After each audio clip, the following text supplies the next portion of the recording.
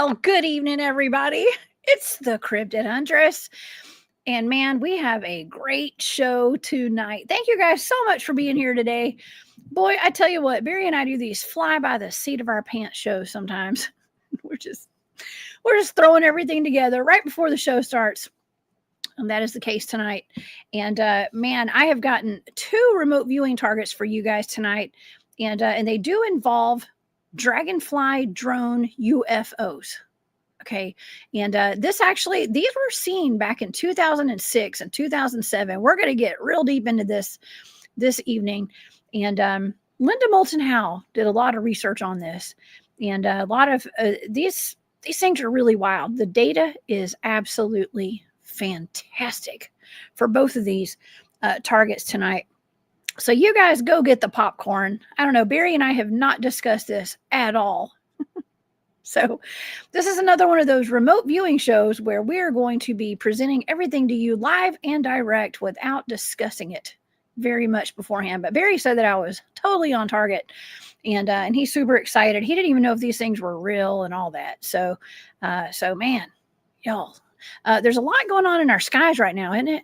So this goes back to 2007. However, I think it pertains to what we have going on today in our skies, in the solar system, and all that.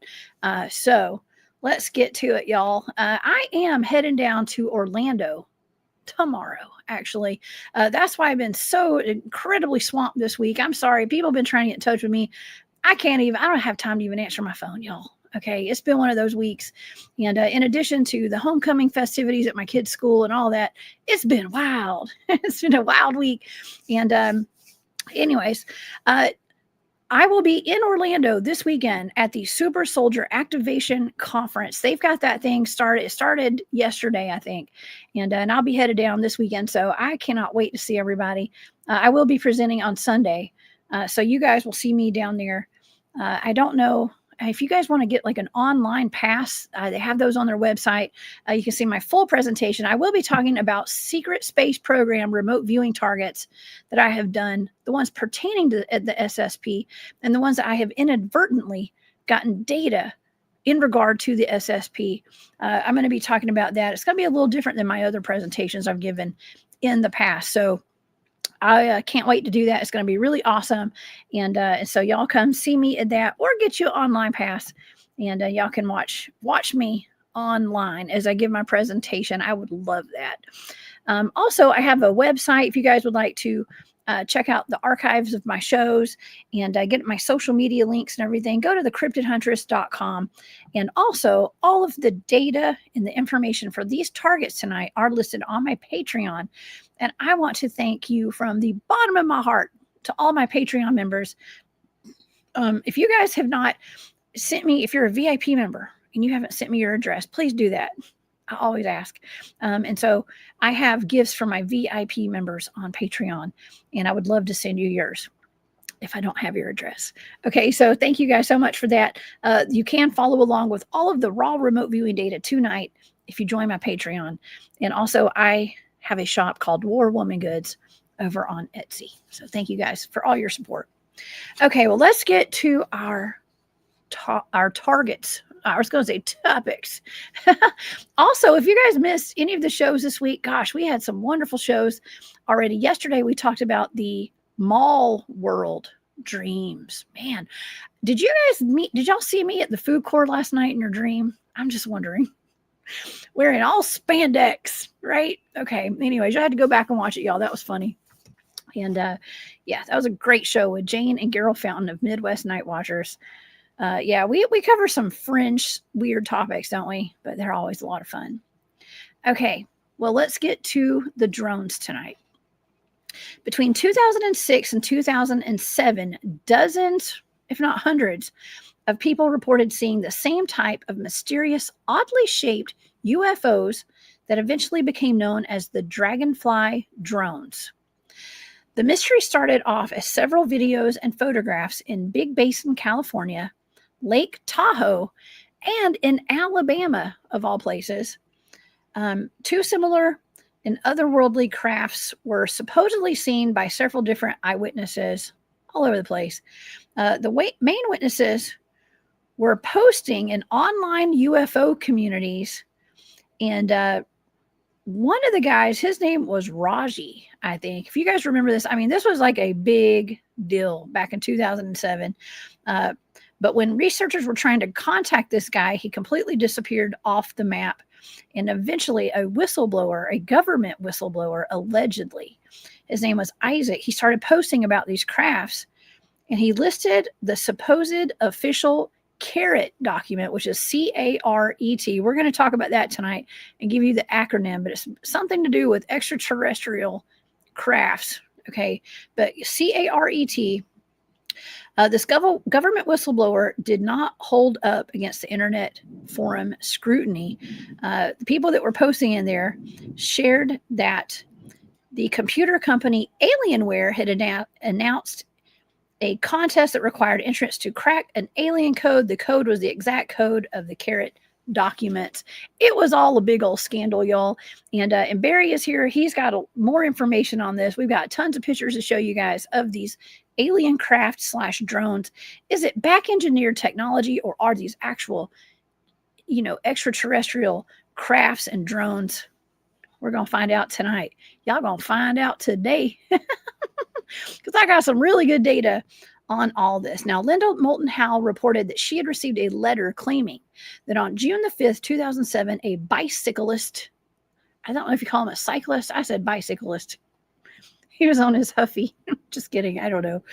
But him and his cycling group saw a bizarre aerial object 3 times while out on a cycling trip in Big Basin, California. He claimed it rotated slowly, but it often changed direction from clockwise to counterclockwise randomly. Now, Barry has tasked me with 2 remote viewing targets. One of, his name's Debo. I see you, Cryptidville. One of those targets is the actual, or are the actual UFOs, and the other pertains to CARET, CARET, that organization. That's an interesting one too. Now, these things were said to cloak, be invisible, and y'all, it's wild. Okay. So please help me welcome to the show one of the best researchers around, Mr. Barry Littleton. Hey, Barry. Boom. What's happening? Man, I'm disoriented for a change. I don't have anything together. I'm not on track this time, but that's all right. We're going to flow with this. Hey, what's new? That's like me all the time. Oh, man. I feel like I'm moving around like, Yeah, we're gonna make it happen. 3, 2, 1 contact or something. I don't know, man. 3, 2, 1 contact. I know. I was telling the audience, I was like, we just fly by the seat of our pants sometimes with some of these shows we do, don't we? But they always end up being really good. And, yeah. And I want to say everybody in the audience too, I'm getting some good emails and stuff. So hope everybody's doing good. This I think this will be very, very interesting. To start off with. This will be another good one for people to copy. I must say, things that are being sent to me, my friend Jones. You're getting copied pretty hard right now. A lot of the work you and I are doing is getting copied, but no one would ever know it because these are people with huge platforms, and it's coincidence. You and I will talk about something, and then 2 days later, somebody's doing a show on it. You know what I mean? It's very interesting. It's flattering. Well, kind of like MK Davis, man. You got to give a man his work. A man's work is worth it, whatever he says. Anyway. No, but anyway, back to that. Main thing about concerning this, both the CARET and that guy that sent in the first, his name was Chad, so they call him for a while, the Chad Dragonfly Drones. Mm-hmm. Especially the Big Basin pictures, I think. But first thing is, because a lot of people got problems with Linda Moulton Howe and Earth Files and all that. I think they go a little hard on her sometimes, just a journalist. But she was the first one to really brought that up and brought that out. And I was even still around when Art Bell was still functioning. So she was on there with that. But I took an interest of it. And when you start looking deeper into it, it gets very, very mucky in terms of all of a sudden they have all these things to explain it. When that stuff first came out, they weren't explaining it. So the first thing I wanted to see was, were they real? I mean, I thought they were, but I just wanted to see what your data showed on that. So The first target that I gave you were the drones themselves, okay? And the second one was this quote unquote CARET, where they supposedly came from in Palo Alto, California. And let me see, what is that? Hold on, Okay. what does that stand for? Here it is, commercial applications research for extraterrestrial technologies. Mm-hmm. Yeah, and then they say all of a sudden, oh, that was some point Alienware. Well, where is all that? You know, and there's certain things that we'll get into. Oh, you put that up there. I thought that was me for a minute. I was, oh God, I'm going to get that off. I'm glad you did that. Anyway, so, and something to bring up about this, all right, is that if you just want to dive right into some of the things that on the surface of it that I find very interesting. All Absolutely. right. Let's show a few pictures actually too while you're talking, because I mean this is very like alien-esque. It looks extraterrestrial. Okay, so do you see those two boxes? Oh, I do. It looks like a control panel on the side. Do you happen to have one of the close up of that? I do. I don't think I do, but we can look at yours. Okay, here it goes. Here it goes, Jones. We're gonna try this out. See if the bee can make this work. You can do it. Share screen. Yeah. Cowie says, so it was alien tech, but owned by the government. Here it is. Okay, you should be able to see it now. Can you see that? Yes, we're pulling it up. Okay. Here we go. You see those symbols on there? Oh. Now, when it comes to the CARET document itself, there are all these different patterns. Okay, similar to that, and I'll show some of those in a minute, or you probably have some of them too. But you know, some of them coincidentally look like not just free energy devices, but also some types of crop circles. And I've got a few pictures that are comparing some of these symbols from the CARET to some of these crop circles. And supposedly this is supposed to be self-activating technology, self-activating language. Wow. Yeah, that's what I was listening. I was listening to a video of Linda Moulton Howe earlier today, and she was discussing how these things are actually made to be invisible and cloaked. And like the only reason they were being seen was because someone had learned to jam the system. To jam their cloaking technology. Okay, and that's why people were seeing them all over the place, which is really, it's kind of weird, right? But it's really cool too at the same time. Yeah, it's you know, it. I can't remember what were they using to jam it again? Was it microwaves, or what was she saying they were using to jam it? See, I had all this written down on the videos I did a long time ago, but it was getting jammed. They had a hacker out there jamming it or something. Try to get this where I'll show the other one also. And this may be one that you have or do not have. I'm not sure. Michelle says that one symbol looks like the Star Trek symbol. That's right up your alley, Barry. Yeah. And it's okay. What this is the tail of one of those things.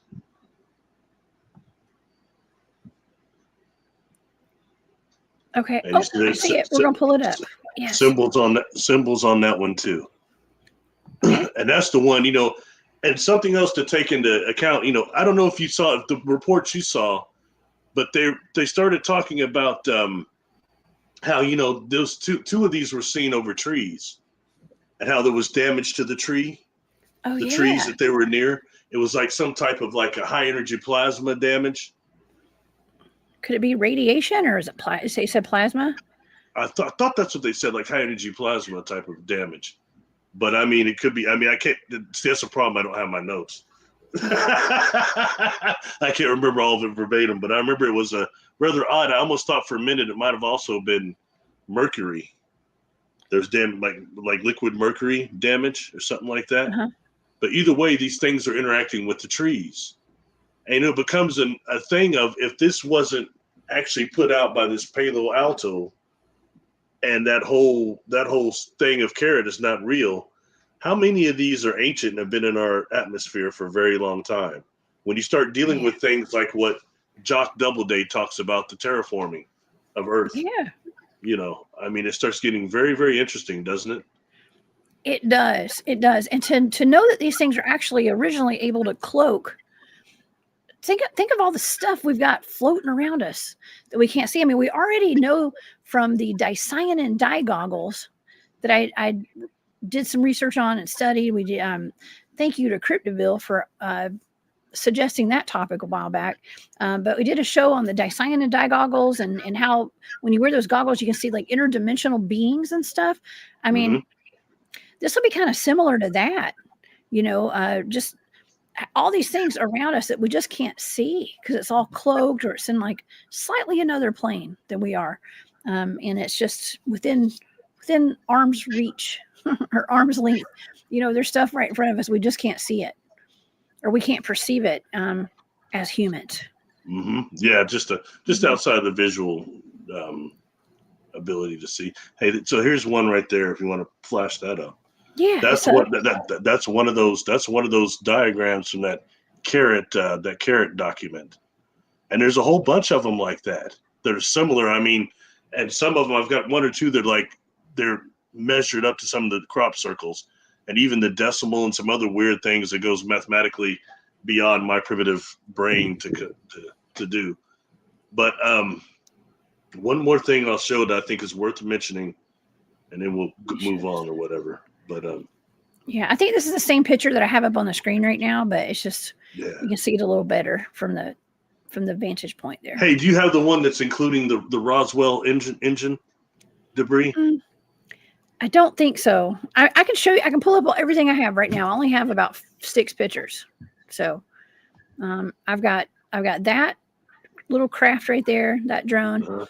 I have the same drone, but from a distance, I think. See, near the trees there. Suppose those trees to dams. That's the one I just showed the tail of.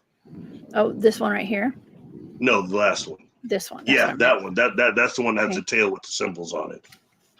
Okay. Oh, and here's another shot of that one, actually. Yeah, there you go. There go the symbols right there. Yeah. Wow, that's really interesting. And it okay, so while you're doing that, I'm gonna find this other one and I'll pull it up. Okay, and I want to show I've got a little map here of where Big Basin is right there. It's just north of Santa Cruz, out in California. Okay, so if anybody's wondering, that's where Big Basin is. I don't even know where Santa Cruz is, y'all. I live in Georgia. Okay, so but for y'all out in California, that's where it's at. Oh my gosh. We have a good time. We've got a lot of people from California in the chat tonight. I saw Heidi Pops in the chat. What's up, Heidi? Thank you for being here. What's up, Heidi? Yeah. Got a great crowd tonight. Thank y'all so much for all being here tonight. Okay. Here we go. This was supposed to be something that that's supposed to be the engine that came out of the Roswell debris. Really? Yeah, and you see it's got those symbols on it. Supposedly some of these symbols on this thing are some of the ones that are on these drones too. Self-activating symbols. So that's what Linda Moulton Howe was talking about. They're self-activating symbols, like sigils or something. Self-activating language, yeah. Yeah, the language. That takes us also, something I don't have a picture of, but what, the Roswell, supposedly the board, the control board and all that. But it takes us into that. Now, I've heard things trying to discredit what this is because this is supposed to be a anti-gravity engine right here. Very small, actually. But anyway, it's just, sorry. It's interesting. That is very interesting. So I just thought people find that, and then the other would be like some of the crop circles that are giving, here, I'll screw it, man. I'm going to show this one too, and then I'll quit. Yeah, that, you know what, Brandon Tiger, man, I was thinking that too. When you were showing the symbols that were on some of those drones, it looks like a star map. That's what I was thinking too, like a constellation or something. That's something that I was thinking as well. I just didn't say it. And okay, Cryptid says there was a guy who recently made lenses that could do the same thing without the cyanide dye using just lens refraction and such. The dude disappeared. Well, yeah, it's kind of dangerous to come out with some nifty inventions these days because you might just disappear if people, the controllers, don't want you to put that information out. Right now, that's a crop circle right there. Mm-hmm. And that's one of the things on the payload deal, or the CARET deal. Isn't that interesting? That is very interesting. Yeah. So I mean, it's just little stuff like that I think is worthy of observation.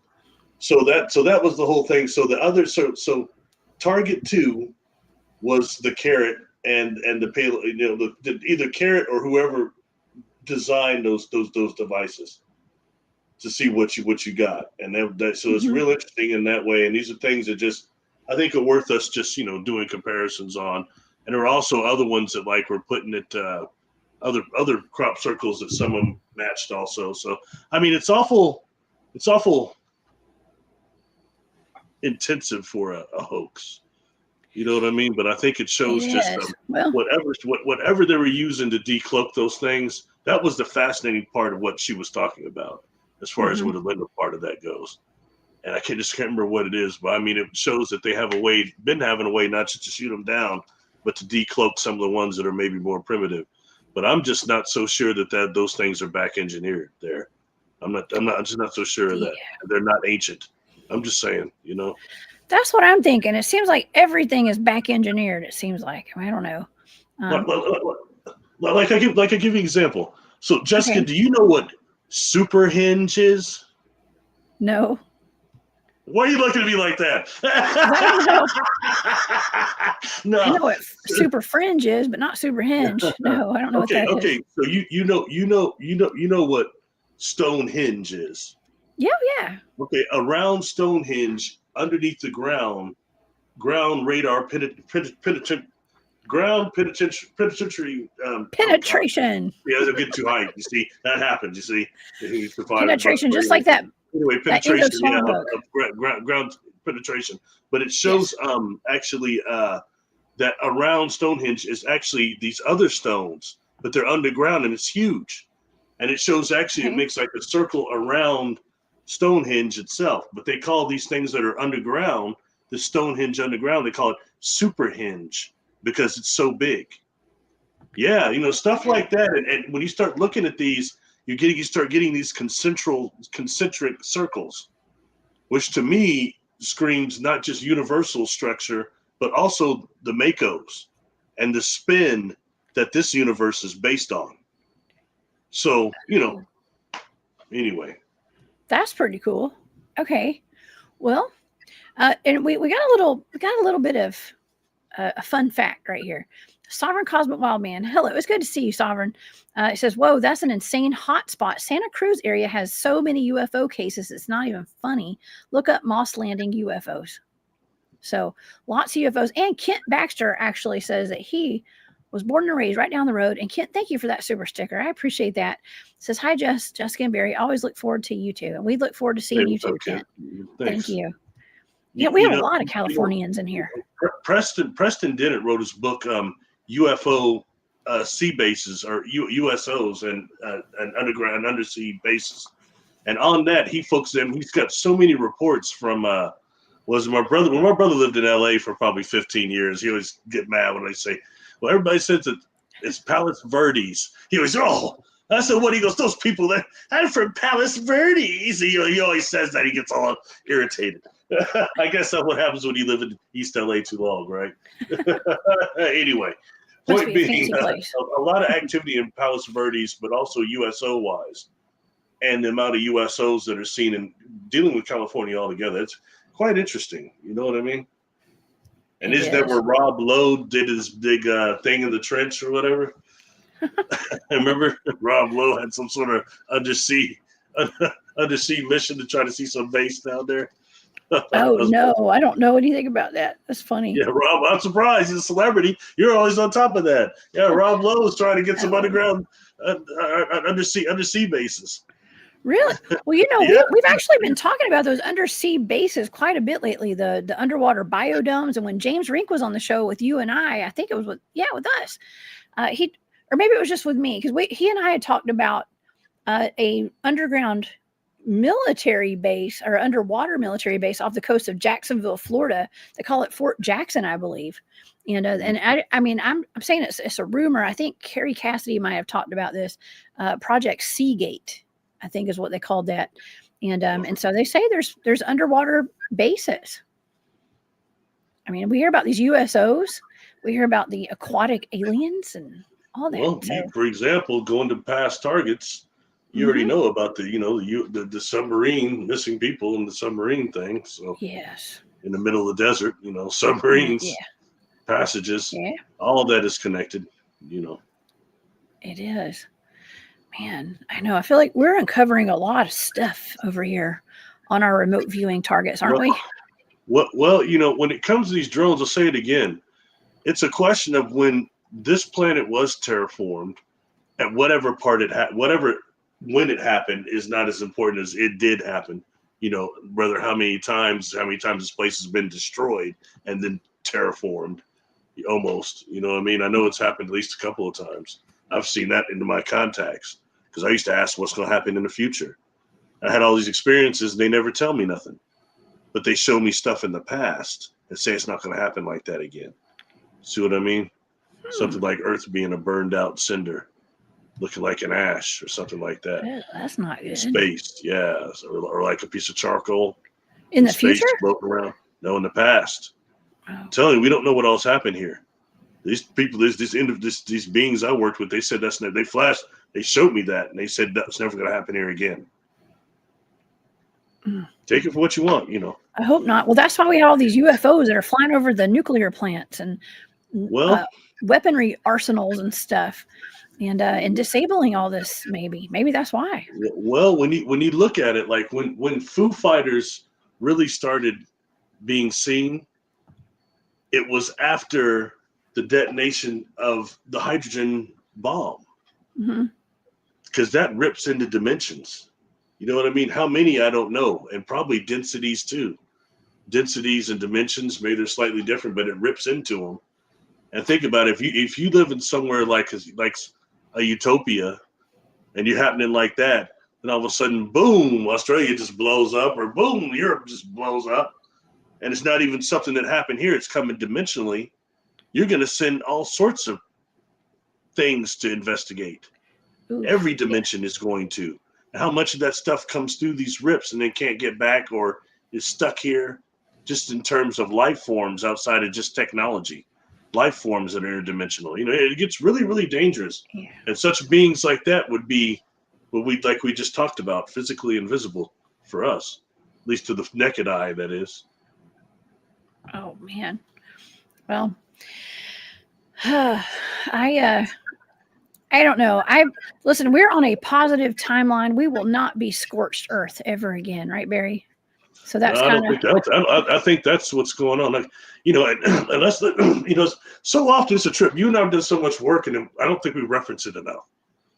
Yeah. One of the targets I had given you was two. There was two of them. Who was the one talking to all the children, all the schoolyard encounters? That you got this book over here, I can't pull it out now, but Preston's book, another Preston deal, he's got like 70 cases in there that goes way beyond just the Zimbabwe children. So that's something. Who's doing that? Who's trying to communicate with those children? Who cares enough about this planet and our future to make the time to do that? Who is it that's stopping some things that are like the Earth-directed solar flares or something like that meteor that came in and hit that city in Russia? You remember that? Something impacted that thing that split it.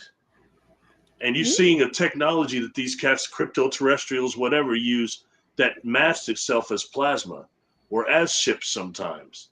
But the point is, gave you that target. Who is it that's doing that? Who cares enough to do it? The Galactic Federation. Oh man, I couldn't believe that. It is what it is, though, man. I mean, that just kind of came out as part of it anyway. Yeah. I mean, it is what it is. But that's that is probably the most emotional target you've had outside of the crop circles? You got emotionally on me on those two ones. I always get emotional. I get a little verklempt. Talk Well, amongst yourselves. isn't it them that told you not to give up? That Yeah. humanity don't give up? Well, they said that they appreciated our teamwork, is what they said. And we know you're tired. You don't want to be here. That's what they said.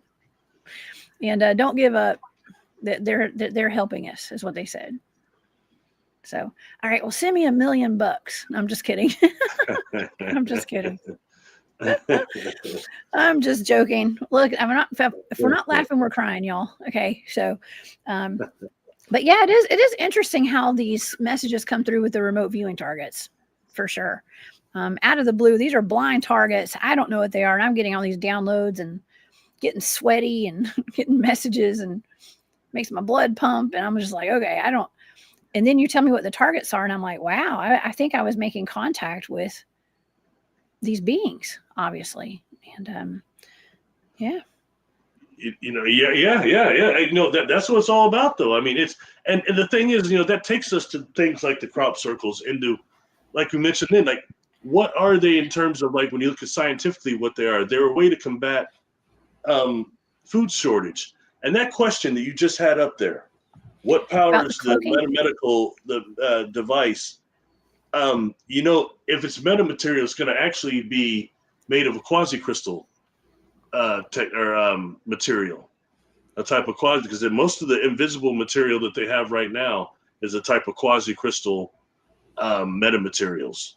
So that's the only thing I can say to add on that. You know what I mean? Yeah, I was going to ask you, but yes, this is Cowie. I think Cowie's the one who asked that, actually. But a metamaterial cloaking device is engineered to control electromagnetic waves in unusual waves, like bending light. Yes. Well, you could say that too, or it could be like Sasquatch and the oil. There's a thing that's called what is it called? Where actually the oil on their hair actually bends light as well. Does it? Those oil globules? It's what it got. I keep wanting to say kerosene, but there's actually a phenomenon that's called the way that actually hair oil actually bends light in a way. It's actually, and that's just beyond if they have chlorophyll or anything else in their blood or whatever else that we've heard. You know what I mean? And that's just based on the science of how they can be invisible. You take that with the knowledge of how the eye actually works, the human eye, which first the eye sees movement, then silhouette, then color. So if you don't have movement, if you have an obscured silhouette and no color, you already got people at extreme disadvantage visually. That's the first deal of invisibility, the science behind it. So that's what the whole like ninja thing was going on, but Sasquatch is a master of that, man. Yeah, they are. Well, they got plenty of time on their hands to figure stuff out. I guess. I don't know. In between eating the beef jerky. Bit tired of that commercial. I love it. Yeah. Anyway, back to the drones. We've been here a long time. Definitely been here a long time. Well, this is all very fascinating. And just think of, we talk about invisibility cloaking and the cloaking technology quite often in terms of like, clothing that people can wear to be invisible out in the woods, and the glimmer man phenomenon, and maybe that's humans, and but just the whole cloaking technology when it comes to UFOs and stuff, it's fascinating to me, and I don't understand it. Okay, but I know it happens, and it's not always UFOs just disappearing and going into portals. A lot of times they're just cloaked, and yeah. Well, I've explained before, I can only do the craft that I've been on board, but how they actually create that, especially from water, the life energy that they'll pull from water, and how that conversion process somehow, like an orgone type of conversion, actually creates this mist. And they'll use that mist to surround the craft as for like a cloak. And that creates some lenticular clouds that we see. I've told people a long time, if you see a small cloud, and it's got a rainbow band in it, a couple of rainbow colors in it, just one little cloud, pay close attention to that. Or even if you know how to do cloud dissipation with the radiation from your eyes, do that and watch that ship go boom. It's something about the process of that will create one of those rainbows too within the cloud formation. Can't explain exactly why. It's got something to do with the prism effect, but I don't know. Man, that's pretty awesome. Roy G. Biv, Oh yeah. Man, we have some great comments tonight. You guys know a lot. Y'all know a lot about this. Thank you, Rose. Says plasma coating reduces weight of vehicle and occupants by 89%. Man, that plasma is something else. On the craft I was on board, gosh, I have a picture of it now, but this one right here, it's got, that directional emitter is what this is called. And when this thing was going around circularly, it's every time the light is coming to me, it's going woo, woo, woo, woo, like I was being tuned in, So two things that device does. One is it operates on brain waves. So we're tuning in my brain waves. And we've talked too much about how that connects to the Makos, okay? A brainwave thing, the black holes, okay? But also that thing can emit like a plasma beam. I think it's a high energy plasma beam to open up a rift, a portal, or a wormhole, a Mako. And then they ride the gravitational waves through it. And that's why the thing was doing the unpatterned changing and all that stuff. So this is we're talking about going into different universes for real, or different densities, things that might not be based on the spin and stuff like that. Anyway, sorry, I feel like we're getting too far away from the topic. Well, I did want to point out one other thing that that did stand out to me in that when Linda Moulton Howe was talking about these drones, she was talking about how the ETs had controlled them with their minds. Or maybe I misunderstood what she was saying, but it sounded as though she was talking about how they were controlled with their minds, like the controls. Maybe it was through that language that was on there, like the sigils or those like magical sigils or what, but they were able to tune into that. I mean, this is pretty major stuff.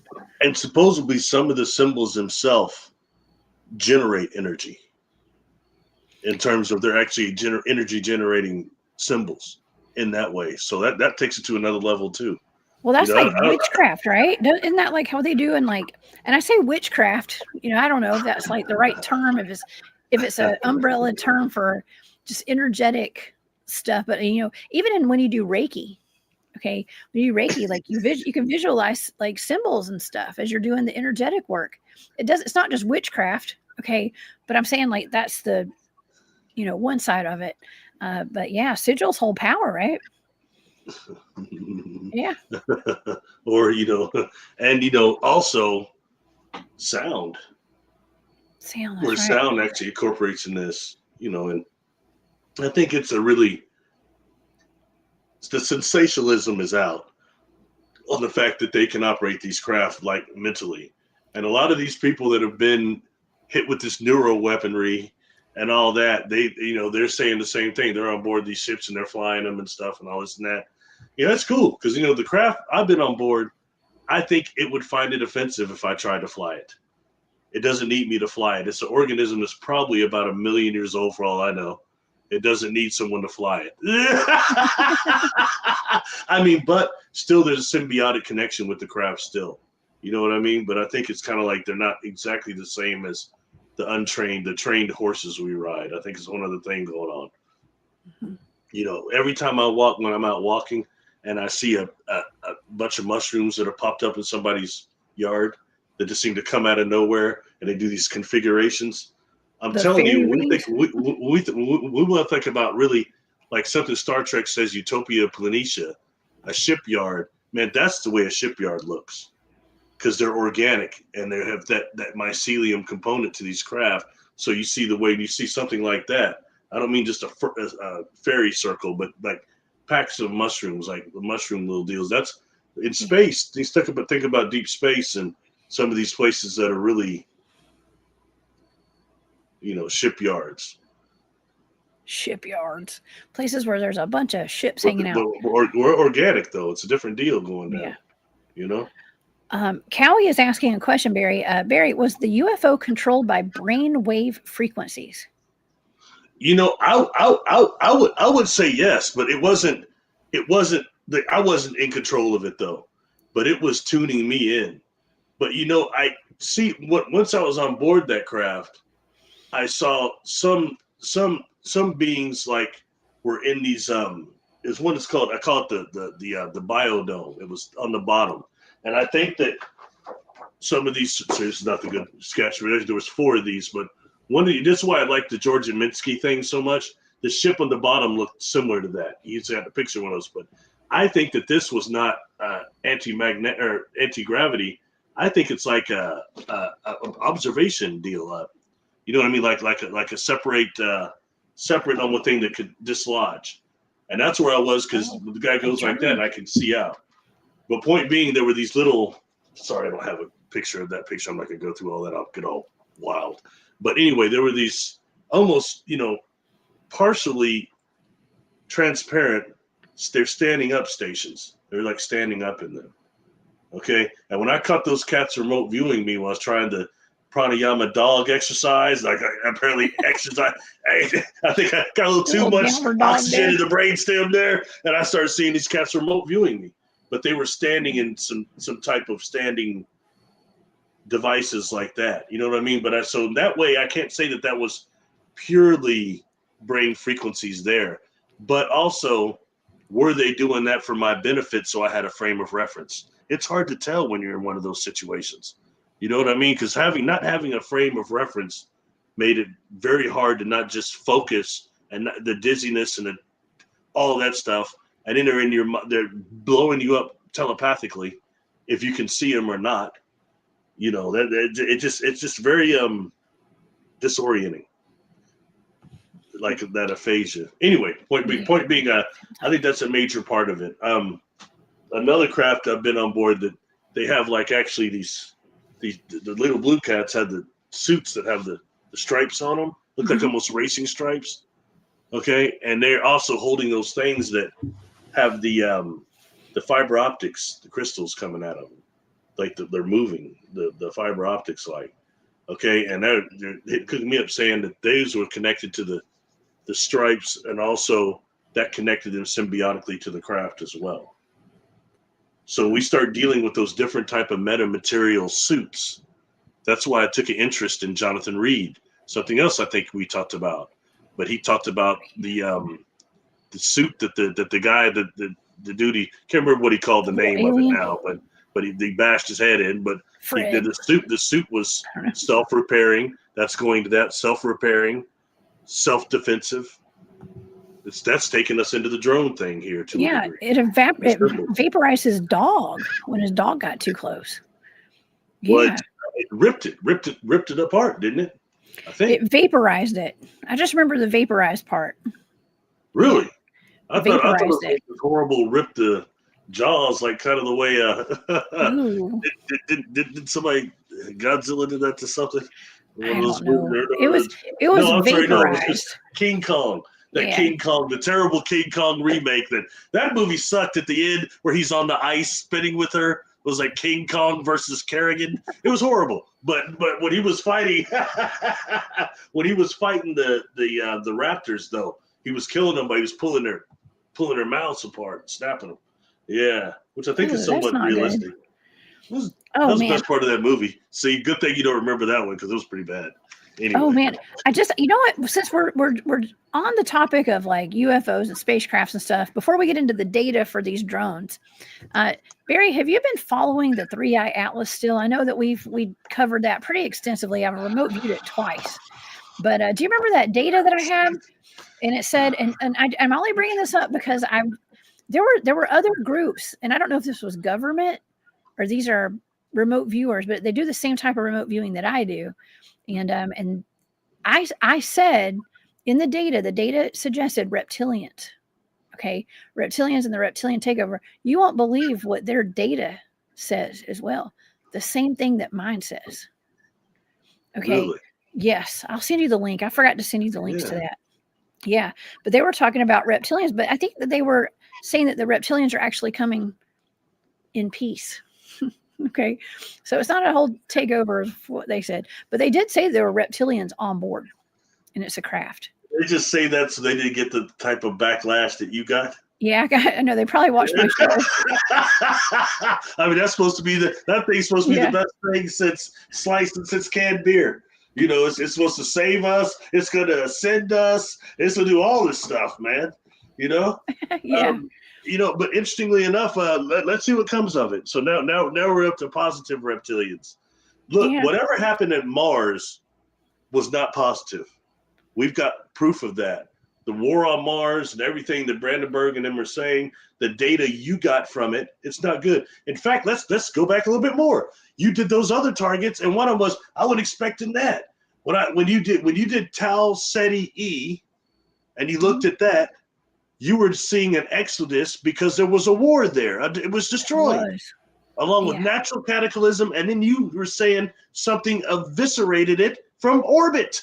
That's what you were saying. That's exactly what Brandenburg says happened on Mars, based on all that. What is it?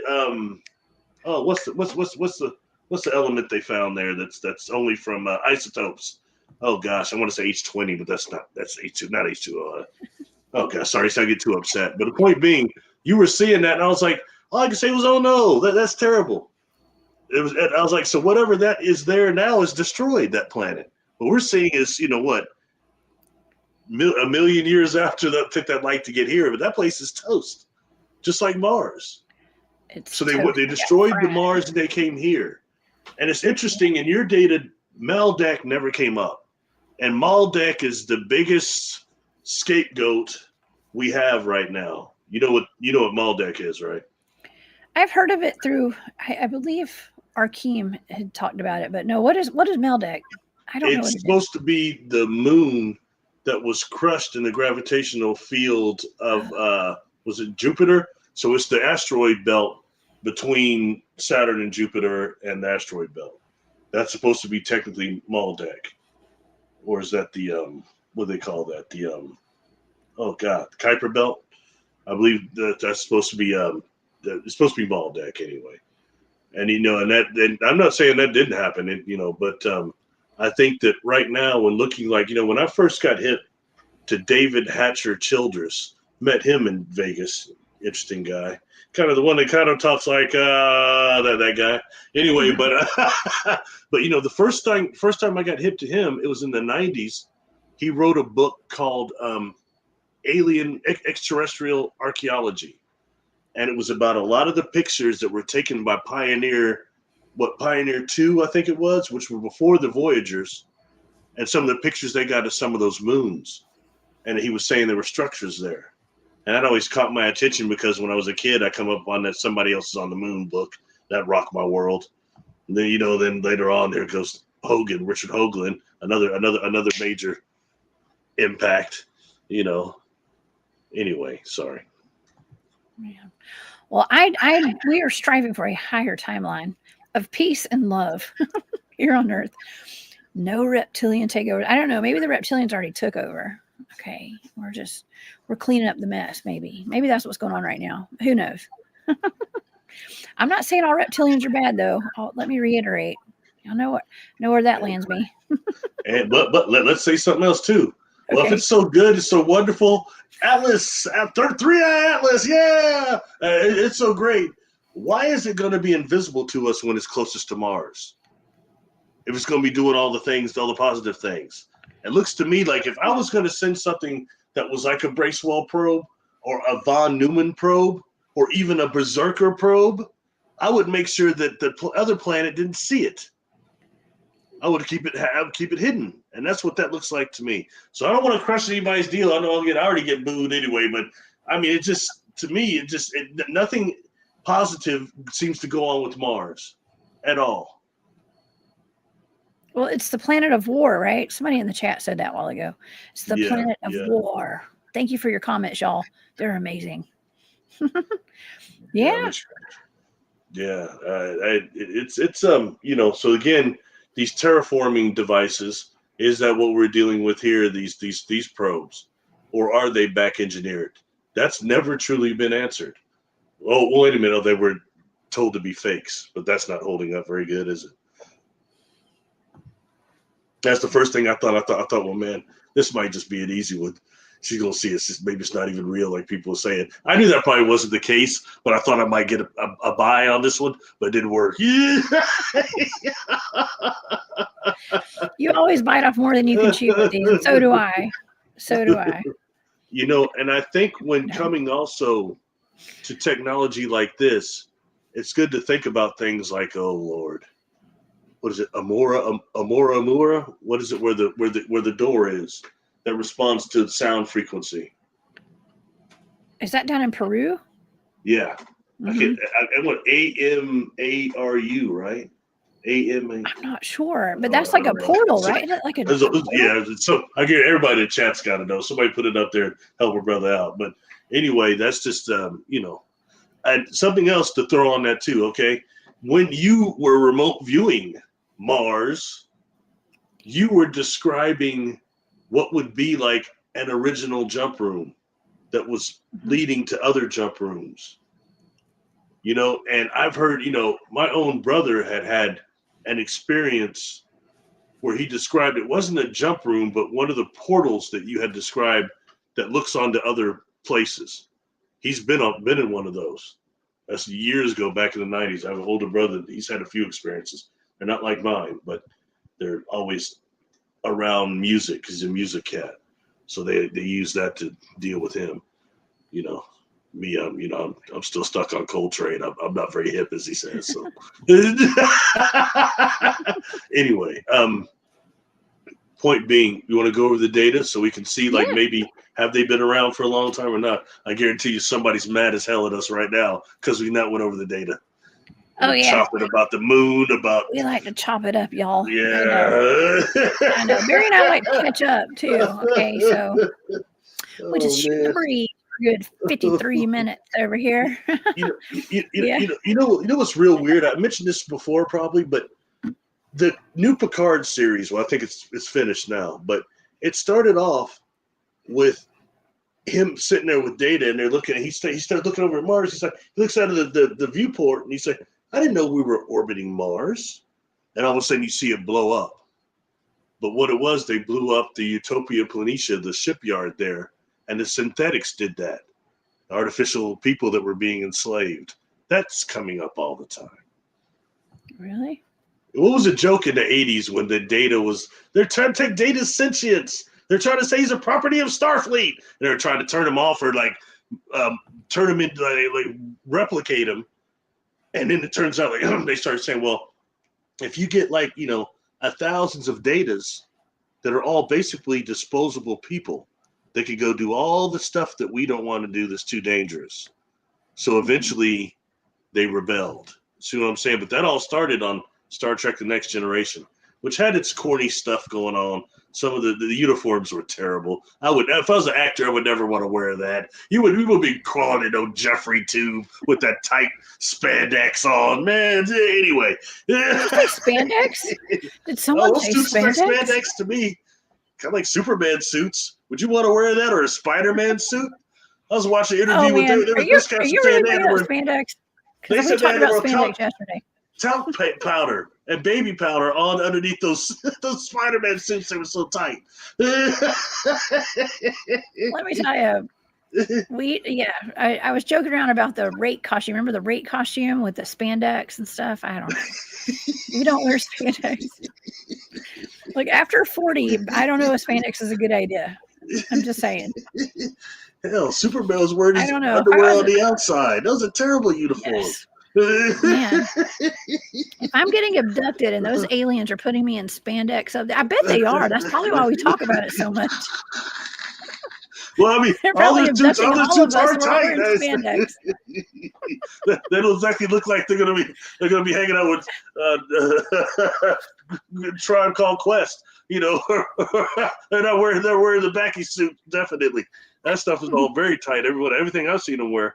Or robe-like sometimes. Oh man! You know, Jeez. Uniform robe-like almost, but yeah. Okay, well we've got some pretty good data here. Okay, let's do it. Okay, let me. You're gonna do the first one. Okay, the first one, and the first one she's gonna do. Everybody was actually the drones themselves. Okay, so are these just the drones out of the Big Basin, or are these the drones that we're seeing all over that look like those drones? These are just the Big Basin No, drones. there's two of them that those pictures are of. The Big Basin, the Chad Dragonfly drone, and then the other one. I can't remember where that one was seen. I think it was California too, though. That's the Chad Dragonfly drone, I think. And the other one was the one I showed the tail of. But it's you showed it actually. You got that. Yeah, that one. That's a different one. And there's another picture that it's over the trees. It's kind of got that weird dome on it, that wire looking dome. No, not that one, the other one. That's the Chad one again. There, that one. Yeah. It looks like something out of the like some furniture or some kind of decoration from the 1960s. That's what that looks like to me. Very space age. It does look kind of 60s, doesn't it? It does. It looks like a hairdo from the 1960s. I'm just kidding. God, I wish I could remember if they put burns on that, if it was plasma burns or if it was mercury burns. They did something to the trees. They fried those trees that were near. I heard that in both accounts. Okay, so that could have been either plasma or like radiation or something. Yeah. Okay, interesting. Well, let me take this down. We'll go over the data for this. Cool. So the data, the first target, which is in my Patreon, if you guys would like to see it, it is in my Patreon, and I will go over some of these. Let's go over the sensory data first for these Dragonfly drone UFOs that were seen over 2007. These were actually seen in 2007, but they had other drones like these that were seen in 2006 and 2007. Okay. This is weird because remember somebody was saying well, they were talking about Mars got fried. Fried's in my data. Okay. So, and you're talking about the trees got burned too, right? Yeah. So that's the first thing I thought when I saw that, actually. Really? Okay. Well, the sensory data is effort, efficient, traumatic, bent, fried, hot, scattered, recharged, and electric. Electric. That's my sensory data. And I'll spend my analytic overlay. Bending time, based and base, imposter and imposter syndrome, well done, because it was fried, right? Pieces scattered. Okay, pieces scattered, blown away and blown up. Blown away, blown up, electric charge, zap, explosion, lit up, headed out and out of range, bulletproof, and I wrote agenda, and beside agenda in parentheses it says on deck. Agenda on deck, whatever that means. And for my drawing, if you guys want to see the drawing, it looks like a whole bunch of pieces of something that have scattered and they're moving. Okay, like that's what I was seeing. I mean, could those be the drones moving? Maybe. It's like a maybe more than one coming from one location or something like that. Like a swarm of them. But yeah, I was picking up on like an explosion, like some kind of, I don't know, just pieces were scattered and things were, blown up. An explosion lit up, headed out of range too. That's kind of interesting. And bulletproof. So what do you think so far? Do you think this could have something to do with whatever device it is that uncloaked them? Maybe. Ooh, it could be. Could be. It definitely could be. What I can't remember what she said it was that uncloaked him. What was it? And she said something jammed. She said that someone had hacked in and jammed the system. Someone, maybe it was an ET. They didn't know for sure who it was, according to what she was saying. That they did not know exactly who had jammed the system, but something had jammed the system and it uncloaked these drones. Yeah. Native Plant Goddess, thank you so much for that super sticker. I appreciate that so much. Okay. Well, let's go to the next page. Yeah, keep going, because I don't want to get in trouble because I already was talking too much earlier. So. Okay, so I was actually seeing, I heard cue the lasers. Cue the lasers. I mean, that's almost like a Project Bluebeam kind of thing to me. Okay, so it's like cue the lasers, but it said cue. I heard a voice say cue the lasers, and then I started seeing an actual bridge. What looked to me, it looked like a bridge. And so I actually wrote a bridge down for my analytic overlay, and I drew this. This is the drawing that I drew right there. Yeah. It's like it looked like I drew what I thought was a bridge, but it may be something different because that's the analytic overlay. But you may see that as something else.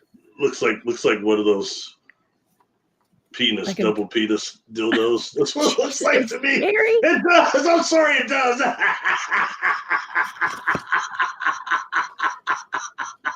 For entertainment purposes only, y'all. Yeah, that's what they say. That's what they say. Oh, They're supposed to be really irritating. Anyway, oh man, I had to tease you a little bit because when I saw the data, that's the first time I was like, "Whoa!" But then I turned to, I think it's supposed to be one of the drones, right? Well, the Dragonfly your drones. head in the gutter, man. I tell you what, spandex and that, man. I tell you what. Oh man. Okay, let's keep going. Keep going. Let's keep going. Yes. Entertainment purposes only. Thank you, C Duke. Oh my gosh. By the way, happy birthday to C Duke. It is C Duke's birthday today. Oh, happy birthday. And let's see. I don't know where that went. I was gonna pull that up. Everybody's making comments. Here we go. The old what is it? The the Libra. Big time Libra. Yes. Let's see here. There she is. Okay, for entertainment purposes only, y'all. Okay, I'm gonna leave that up on the screen while I finish my data. Okay, just in case. Can we see the illustration again, Jones? No. No. Okay, it's a bridge. Keep going, man. Oh man, it's a bridge. Okay, so my sensory data, man. I swear, the last few shows I've had, I have definitely laughed a lot. Shows. I'm sorry, y'all. We're trying to be serious here, Barry. Yeah, I was serious now. Get the Picard. Pulled out my shirt. Oh. Okay, so I wrote bridge, and then I was picking up on something that was obsolete. Is what I wrote down. Obsolete, and I wrote down traffic and space jam. Traffic and space jam, and I wrote space jam in all caps for some reason, but it says space jam. And then I was picking up on. I'm not trying to be funny, but you mean like the Michael Jordan movie, right? There is a movie called Space Jam. Yes. Yeah. I guess that was Michael Jordan. Yeah. I wrote Space Jam. I mean, it could be anything, but that's what I wrote down in my analytic overlay was Space Jam. Yeah. You know, what's interesting to me about that is Space Jam had Marvin the Martian on it, right? And we've talked about that because being some Tau Ceti, he's based off them. Yeah. That's and he's right. He's Martian. And do you remember what's weird? In the beginning, Marvin the Martian had some sort of machine. He was trying to blow up the Earth. Do you remember that? He was. He could get the machine to work right. The controls are bigger than him. But he was trying to destroy the Earth or something. Yeah. Anyway, sorry. That's right. They were trying to blow up the Earth. He was trying to blow up the Earth. I'll be okay. All right. So my what I was seeing around me, I thought that I was like in outer space, and I was getting a space vibe is what I wrote down, a space vibe. And I was actually seeing ships and vessels. That was in my tangible column on my data. And I wrote down, I heard the word clandestine, and I wrote down breakaway society and a civilization. Breakaway society, civilization. That was my second page of data right there, stage 4. What do you think about that? Boy, man. Well, I mean, and this is target 2, right? This is the first target. This is all the first target. Yeah. You know, oh, that's right. Okay. Well, I'm getting confused with the other one because I remember there was something. I mean, to me, it screams almost this whole crypto-terrestrial hypothesis thing also. Is that something that they've made or that they're engineering too, or even working with people on? I mean, I don't know. What do you think? Yeah. I mean, I don't know. I don't know, Barry. It's all up for interpretation. I mean, breakaway civilizations. I mean, that makes it, you know.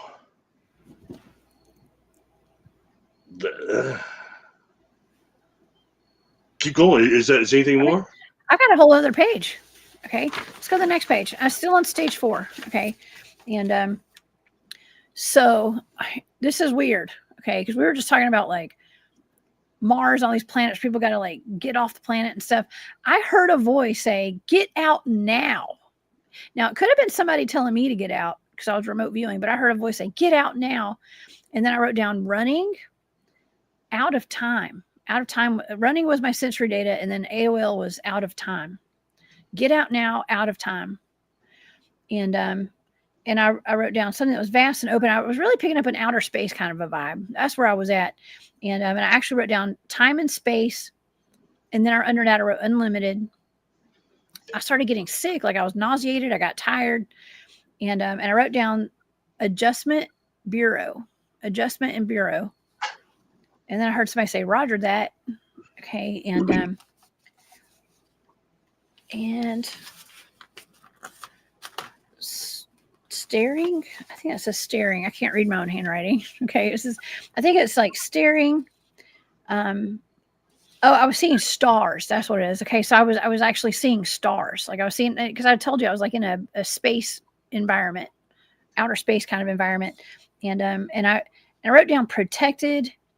And then I was picking up on an evil eye, and it was like, and I heard it was like protect yourself. And I closed the target down because I'd heard a get out now, and I thought, well, maybe that was. I didn't know what this target was, of course, and so I was like, well, maybe I need to get out. I'm somewhere I don't need to be. But it has to do with the drones of all things. So yeah, I don't know. What do you think about all that? Well, I'll tell you what. All that strongly suggests that it's not just back engineered human technology. You're picking up something from somewhere else. Mm-hmm.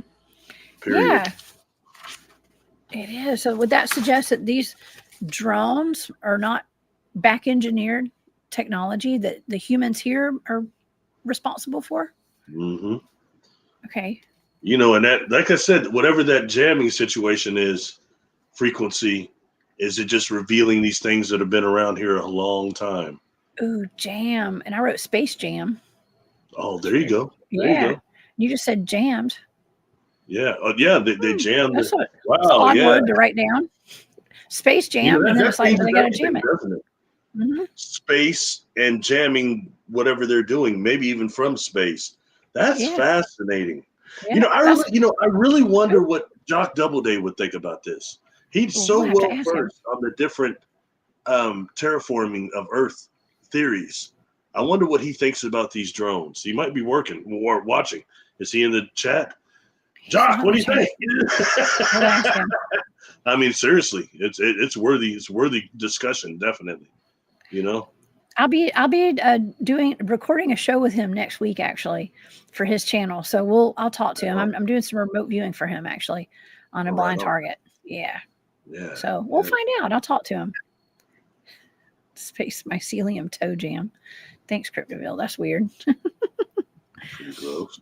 Oh man, yeah, that's gross. I should have pulled that up. But so that's interesting. So these drones that you gave me as a coordinate remote viewing target out of Big Basin in California, north of Santa Cruz, appear to be actual extraterrestrial technology of some kind, not human, engineered, alien. Okay, and that's what the data suggests. You know, when you say get out of here, I almost thought it was like the drones saying that because they've been uncloaked. Ooh, yeah. They're naked. Almost like they were sentient. But if they got that, who knows? I don't know. That's just what came to my mind. I'm not saying that's right. But it could be. Could be. I don't know. Okay, well, that's that one. What about the next target? Okay, maybe have we done some, like, I mean, I've got a couple of websites we could pull up on the screen about CARET. Okay. And let me see what we got. I mean, it may not be pertinent at all, but I mean, I think it's kind of an underground kind of a organization, right? There's not a whole lot that's public about this. Yeah. What? And supposedly by the time that document got relayed or whatever, or delivered, it was already defunct at that point, you know? Okay. Let me ask a question, AC. I don't know my California. How close is Palo Alto to Silicon Valley? Do you know by chance? I have no idea. Somebody in the chat would be. That's not a good website, y'all. I'm gonna go to the next one. Hold on. I don't know. Kent. I think Kent had to go. He had to leave because he's probably had to go to bed or something. I don't know where he's at, but he would know. And there's other people from California in here. They might know. Yeah, somebody. Y'all let us know if you're in the chat. Trying to know my geography better. But I just asked that because of the stuff I've heard about Silicon Valley from that whistleblower, and about the that draconian that was down there in the basement of that abandoned place. What? Like a reptilian? Yeah. Well, he said, just we're hanging out. He's talking me to death. So I said, hey, man, isn't that guy in the suit, in the uniform, the military person, standing next to that like 14-foot tall draconian, the white one with the wings? I said, wasn't that you? Oh. And it was like, yeah. And then I read micro expressions as well as body language, and micro expressions are much harder to hide unless you're a trained actor or a trained politician, and even then you can flip. But their micro expressions were pretty real in terms of fear, in terms of astonishment. And they said that they were supposed to do a cleanup. Their whole unit was, and they go down to this elevator, and they said the elevator seemed like it went down longer than it should. And when they get off, they smell the most potent smell of urine they've ever smelled. Ew. And then they started getting assaulted telepathically, and this thing come around the corner. Oh my! Yeah. They described the way they're looking at me, going, "It was horrible, Barry. It's horrible." And I don't think it was an act. I got to tell you, they look pretty damn creeped out, man. That sounds not pleasant at all. I heard that the ETs smell like urine, actually. So, well, don't some reptiles kind of smell urine like? Yes. Well, I used to have a snake, and it did smell kind of bad. Smell kind of I don't know. pissy. It just smelled like a snake. Entertainment only. Smell kind of pissy. Yeah. It smelled a little. Yeah. I mean, you got to clean out their aquariums and stuff. But yeah, I don't recommend snakes as pets, y'all. I'm just saying. That's just my personal preference. And I mentioned before, something else they had said very interesting was that they had seen a draconian that size get taken up, contracted, taken up into an orb that's like, this big or something. And that the orbs were actually their type of interdimensional ships. It's interesting to hear stuff like that because we don't know fully when it comes to technologies of all these different civilizations. But we're getting there. Oh my gosh. Yeah. Speculation anyway, right? Yes, we have a wonderful audience tonight. Oh my gosh, we always have a wonderful audience. Gemini Moon says that she says Silicon Valley and Palo Alto are very close to each other within 10 miles, I believe. Wow, okay. And also we have Kelly Dolan. Thank you, Kelly. Palo Alto is dead center in Silicon Valley, and incidentally next to Menlo Park, which was the home of the SRI Stanford Research Institute. I'll be darned. Isn't that interesting? Thanks, Kelly. That is interesting. Thank you, Kelly. Wow, boy, that's about as heavy as it gets, isn't it? That's not for a hoax, isn't it? There's a lot of smoking guns around this hoax, isn't there? There are. Yeah. You want to go to the data on this one? Yeah, let's do it. Let's see. Let me hide the comments right here. Well, I actually have this pulled up. While I got this pulled up on the screen, let's just hold on. Let me see if this is it. Commercial applications research, extraterrestrial technology. If you guys want to go find this, just this is Isaac CARET, Isaac CARET Q486 research report. This is the research report. This is the Isaac, the whistleblower guy that we had discussed earlier. This is his research report. You guys can find this online. Okay. You guys can find this online. My computer is slow as molasses sometimes, but just go look that up. This is the whistleblower that was talking about CARET, CARAT, and it is right there.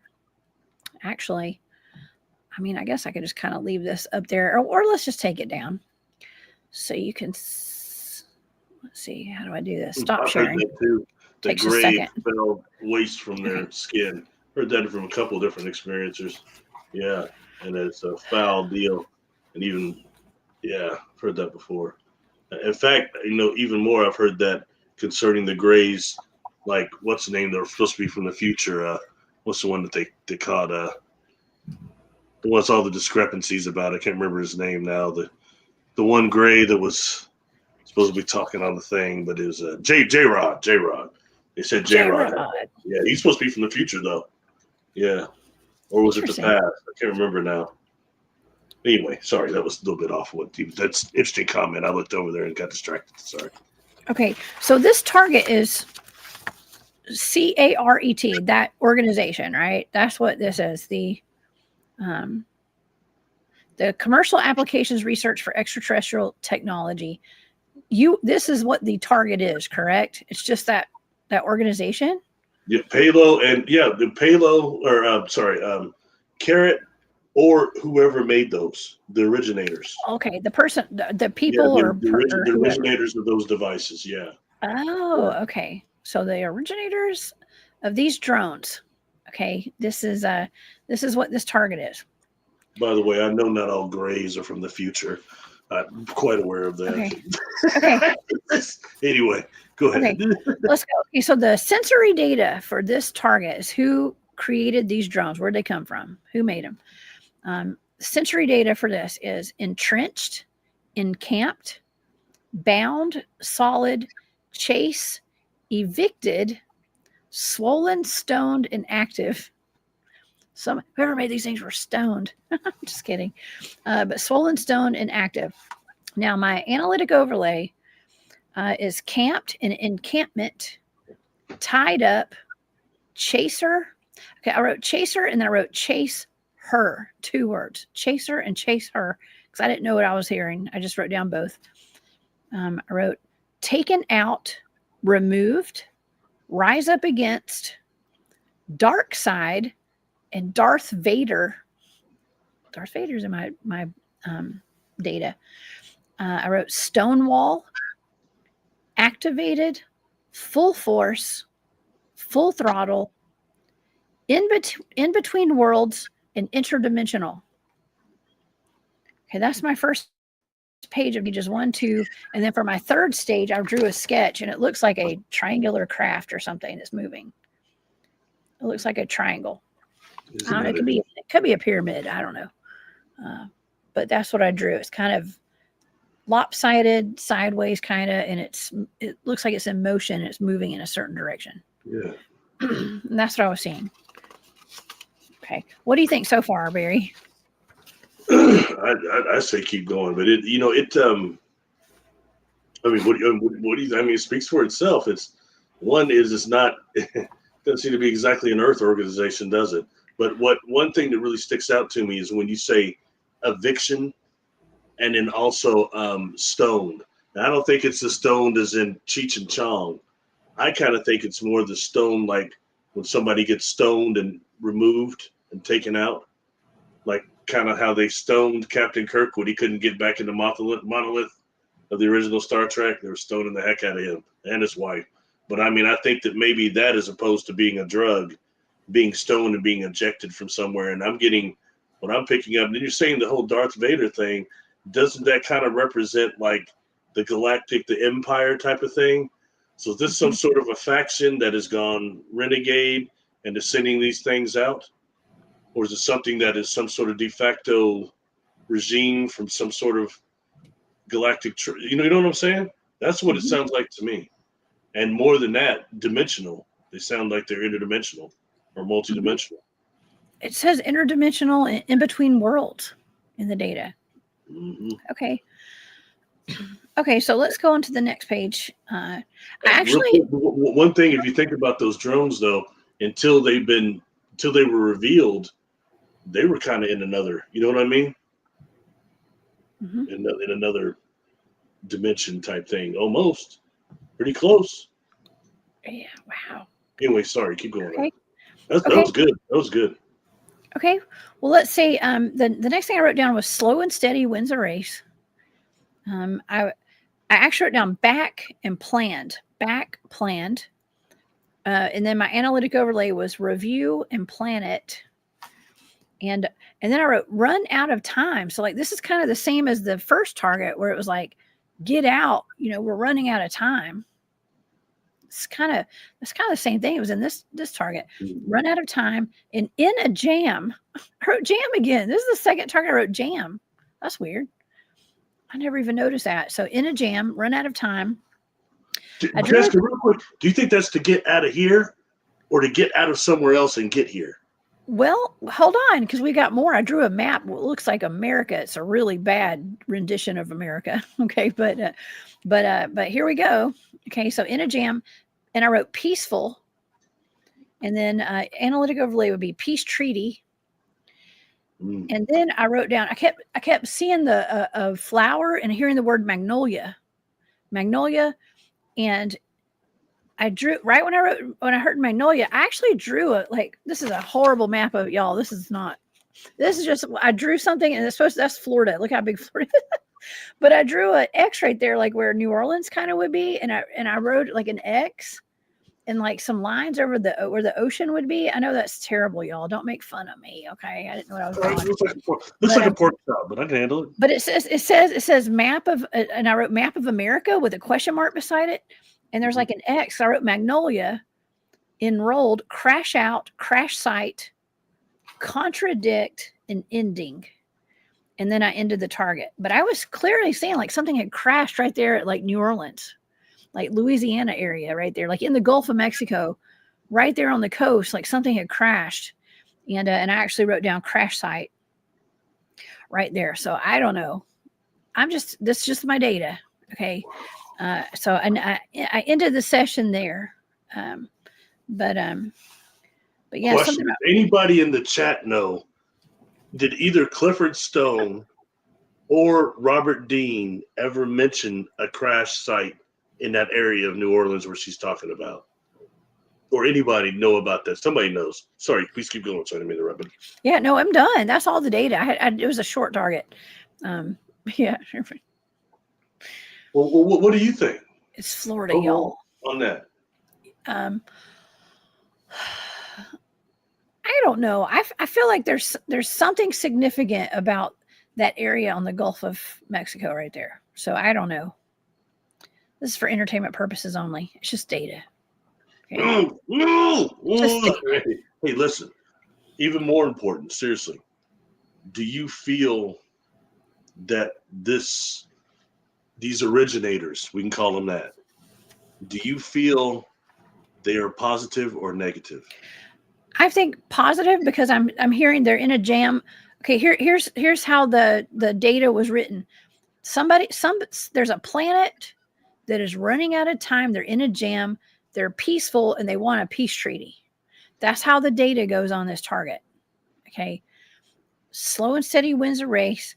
I drew a cube actually too. There's a cube in my data, which usually suggests some sort of a portal. Maybe there's some kind of time travel thing going on. I don't know. There's some kind of, when I draw a cube, that usually in sight, like it means like a portal.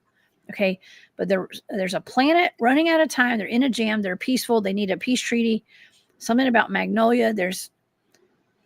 I don't know. Maybe they're planning on coming here. Maybe that's where they're going. Maybe they're headed to New Orleans. They got to go. Or are they already here? And that's the problem. They're worried about this place. Yeah. That this is the place that's running out of time. Is that Cryptoterrestrials? Well, that could be Texas too, Mad Pax. Yeah. Magnolia, Texas is north of Houston, which it could be there too. I mean, that's a really horrible, rough map of America right there. It is what it is. But yeah, it could be anywhere, Magnolia anywhere, but it is on the Gulf kind of. Wow, fascinating. You know what this kind of brings to mind? I don't want to sound too far out there, but it just does. I'm trying to remember which one it was. It was either the Lacerda Files or the Matilda McElroy story. It was one of them. Don't believe they're not the same, but it was this reptilian had talked about basically a galactic empire, and it was a Star Wars type of thing. It was saying there's a galactic empire, and that you have these others that were like rebels, and a criminogenic factor also that were wiped clean and sent to prison planets, one in particular being Earth. And therefore on Earth you've got a criminogenic factor and also this almost Jedi type of factor also, both that are all wiped clean of memories, soul memories, and not knowing. And that is Earth. But when you described that data there, that just kind of brought that to mind to me. I think that might be McElroy. I'm not sure now. But anyway, just that. But when you read that story and hear that story that this reptilian was telling everybody, it sounded so much Star Wars like it was unreal, you know? But in terms of like the empire that once ruled this galaxy was dark. And it makes you wonder because we already know after the other targets that slavery has been a problem in this galaxy. Yeah, and I've heard and all those targets. Everybody say that other galaxies are much more terrible than here and messed up. I've heard that evolutionary, the Milky Way is behind, and I think maybe that's not so unreal, you know. We're a little behind the times. I mean, there's obviously there's still problems with slavery here, and we see it down here now. We're facing that right here, right now. And it's being done to us through neural programming. You have people on your show all the time that are dealing with that in a hive mind. I know that's not a popular thing, but when you start doing the science and doing with nonlinear junction detection technology that actually goes over the Y-band, wireless body area network, and will show where these frequencies are coming from, you start seeing that these things are man-made, back-engineered things, neural programming. They're tracking these people up, putting these people's experiences into digital twins, and they're going to send them off to Mars to terraform. Terraforming keeps coming up here, but that's what really Musk and them are doing, and it's causing people that we know to have serious mental illness. What they're doing to people, putting people in that hive mind. But it's become so popular now. You got people that want to get in that hive mind. They need to be a super soldier. They need to be you know what I mean? Yeah. So I mean, it's getting really bad, and the way that they've gone so much further with the dream technology right now, it's getting quite scary.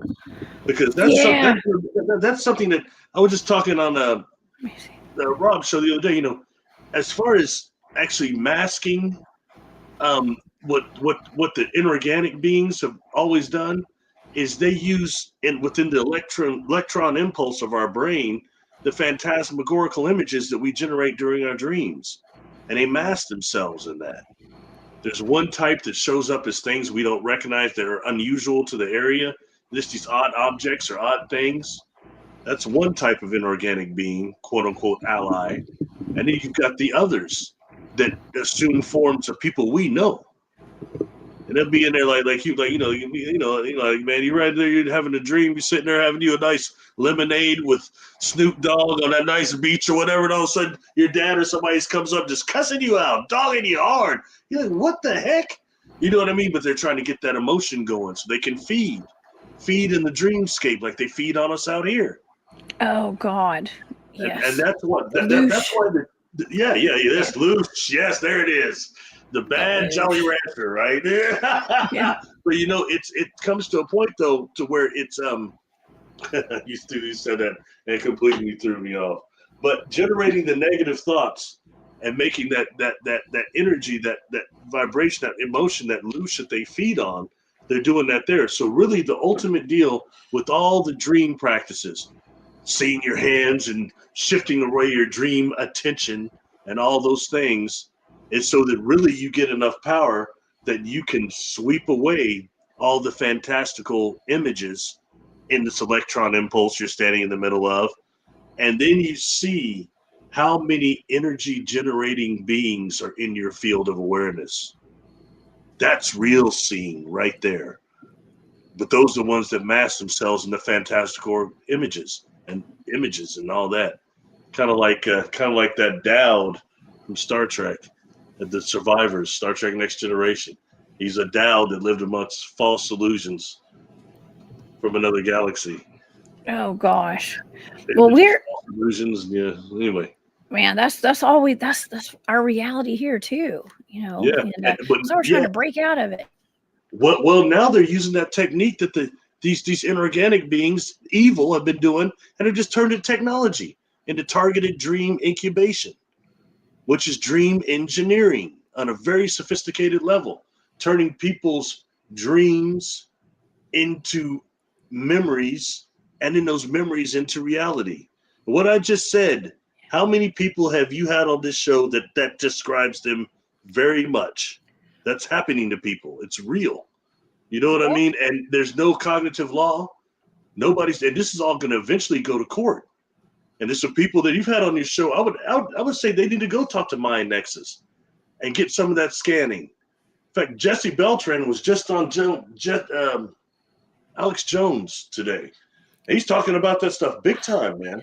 Yeah. I mean, it's the point of where, okay, if AJ. you could go get this junction nonlinear junction scanning, and then they can trace, these things, they're putting semiconductors in people, semiconductors and biosensors, this new nanotechnology that's almost like in the term of nanodust.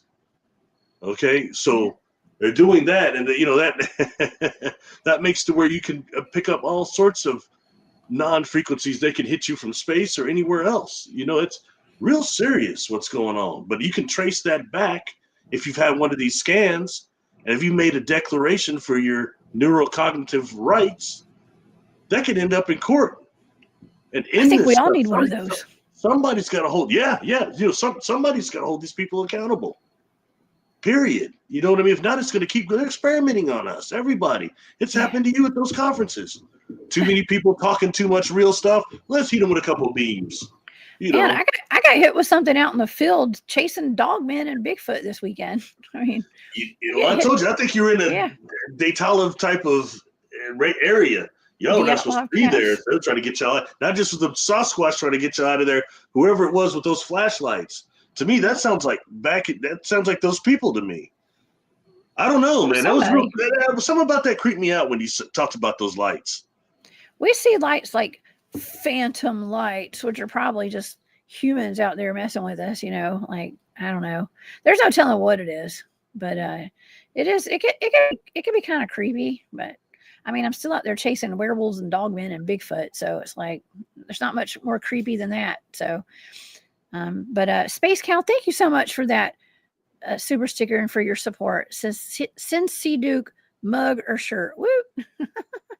Loving the shows, Jessica Mary. Thank you so much, Space Cow. I appreciate you. Barry and I appreciate you very much. What did you think yesterday? Can I ask your opinion on the show that we did yesterday with Jane and Gerald? We were talking to you. You were in the chat for a minute. We were talking about the mall world dreams. This is a big phenomenon. A lot of people are experiencing this, where a lot of people are having dreams in empty malls, Barry. Empty malls across America and all across the world, where the escalators go in circles and they have slides that you go down and they lead to nowhere. Just sounds like a nightmare to me, but people are mapping these malls out in their dreams, and people are meeting there. I joked around about us all meeting at the food court last night in our dreams. But what do you think about that? Do you think that because to me, it just sounds like I don't know. To me, it sounds like there may be some kind of dream technology that they're pumping into everybody through their cell phones or something. It reminds me of a 1980s movie, Chopping Mall. Is that a movie? Chopping Mall? Chopping Mall, yes. Chopping it's where Mall. Artificial intelligence goes crazy and starts murdering everybody in the mall. Yeah.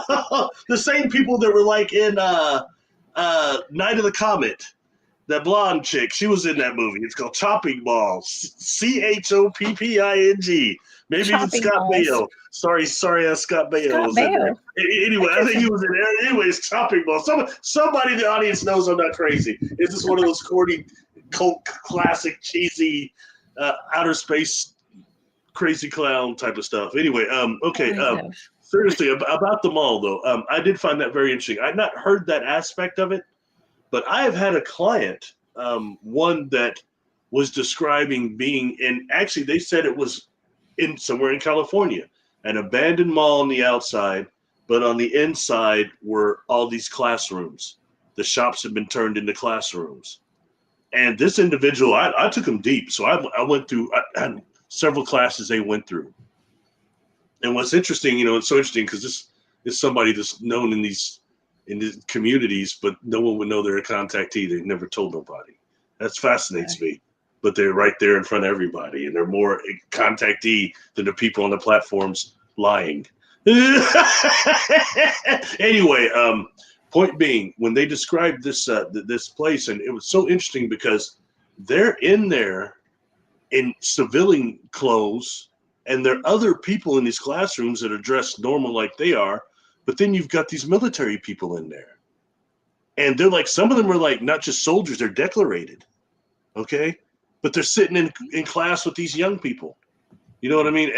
And the teacher was described to me as being a golden light being that claimed to be from Andromeda, and it's teaching some type of space gravity physics or something. But it's I mean, these classrooms are all like that. These non-humans doing a lot of the teaching, but it's civilians mixed with the military people.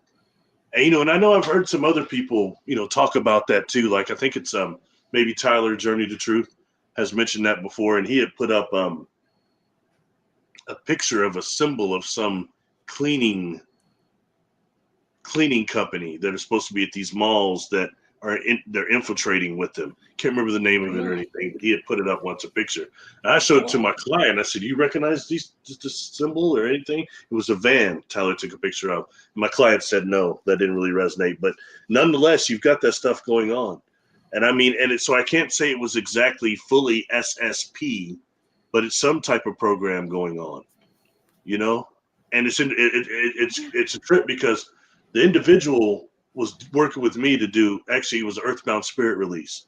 I crossed over the 3-4 they had on them, but then since I had them under, they feel like a contactee to me, and they always say, "Oh, Barry, I'm not a contactee, I'm not like you," but they feel like it. They've got that Artron energy all over them.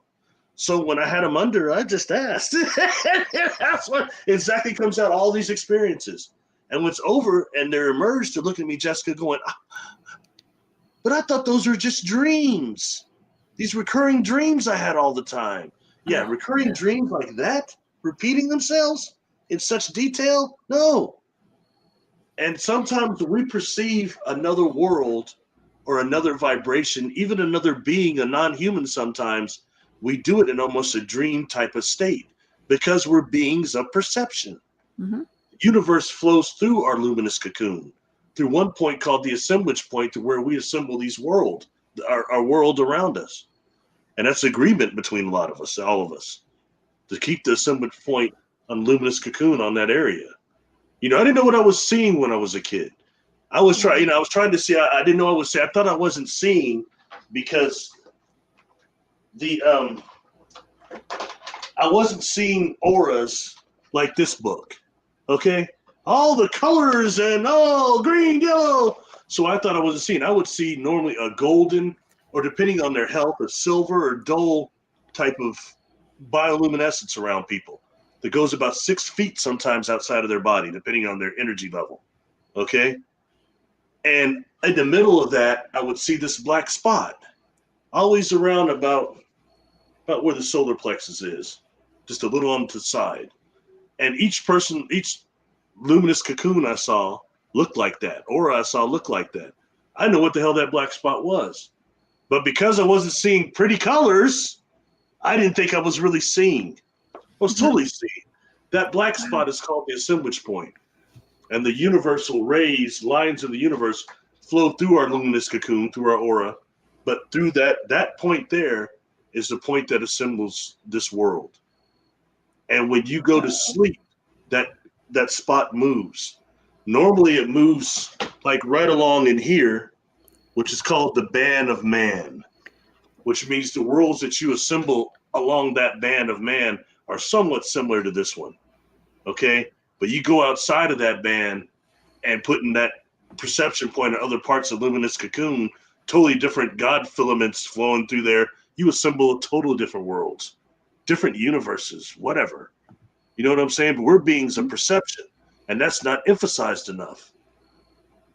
And I mentioned before, I just talked about it. I've said before that why is it when I would see that people have a certain luminosity to them. I may not have seen colors, but a brightness, either dullness or brightness. But when I see a baby, they're really bright.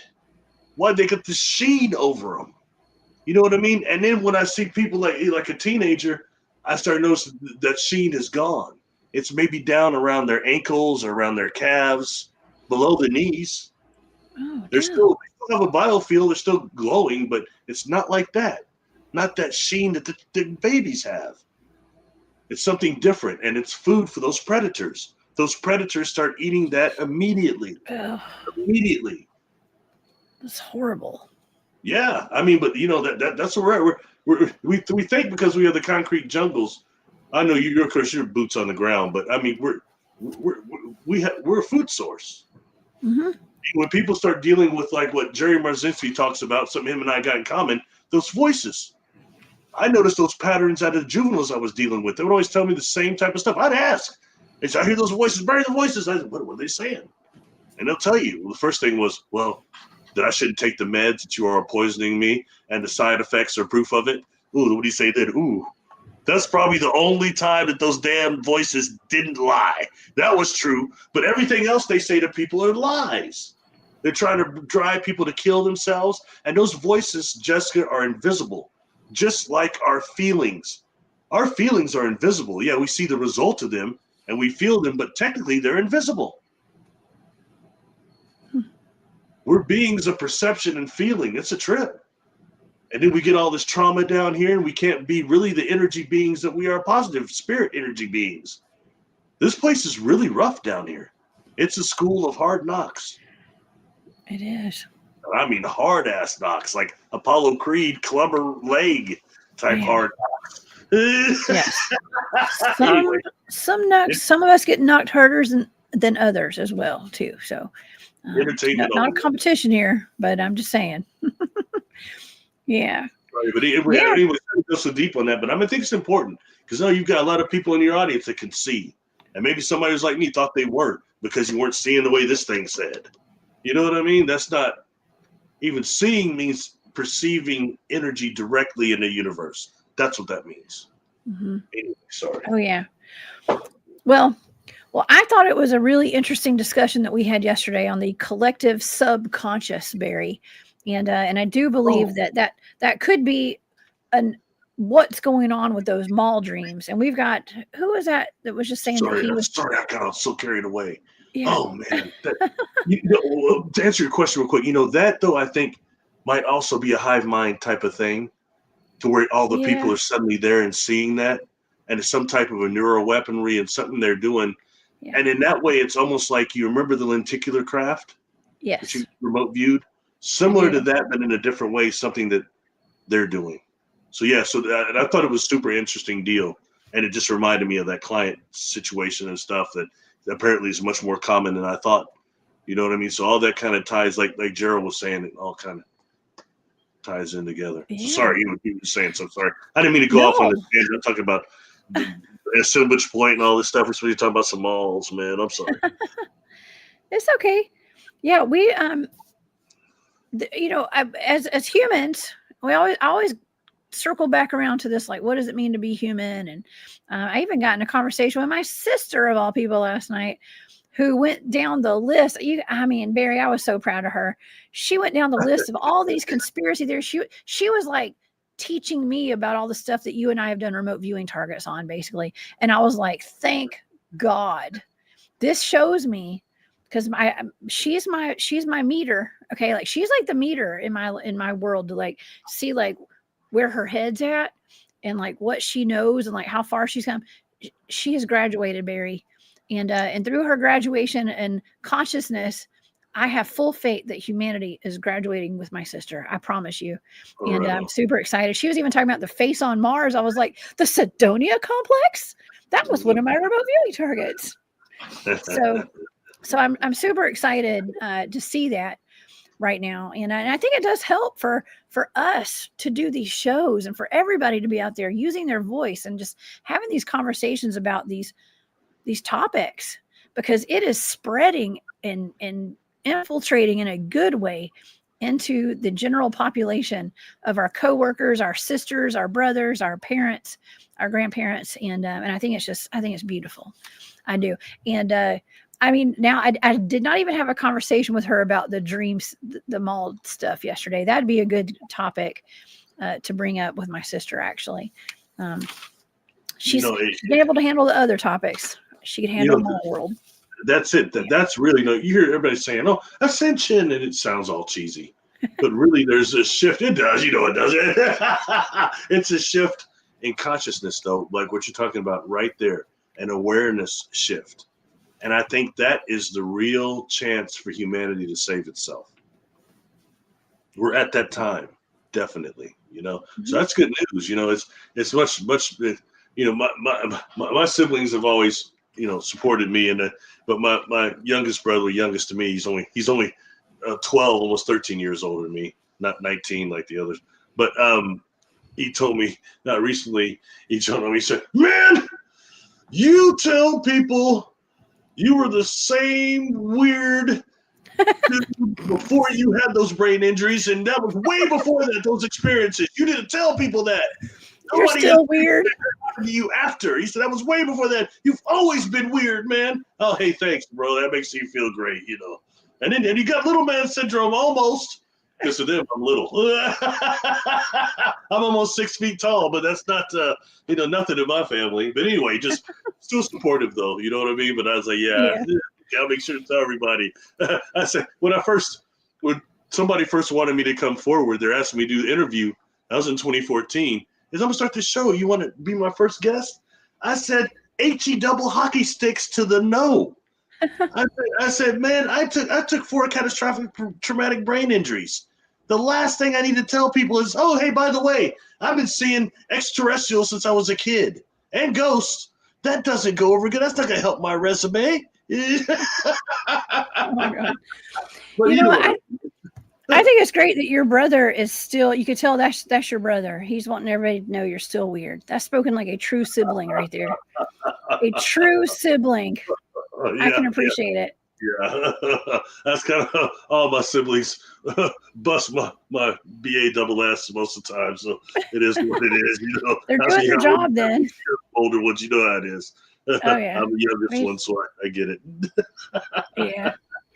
Golly. They had to walk through the snow, and I did that type of thing, They had to walk through the snow to school, up hills both ways. I got to ride, that type of stuff. Right. But oh my gosh.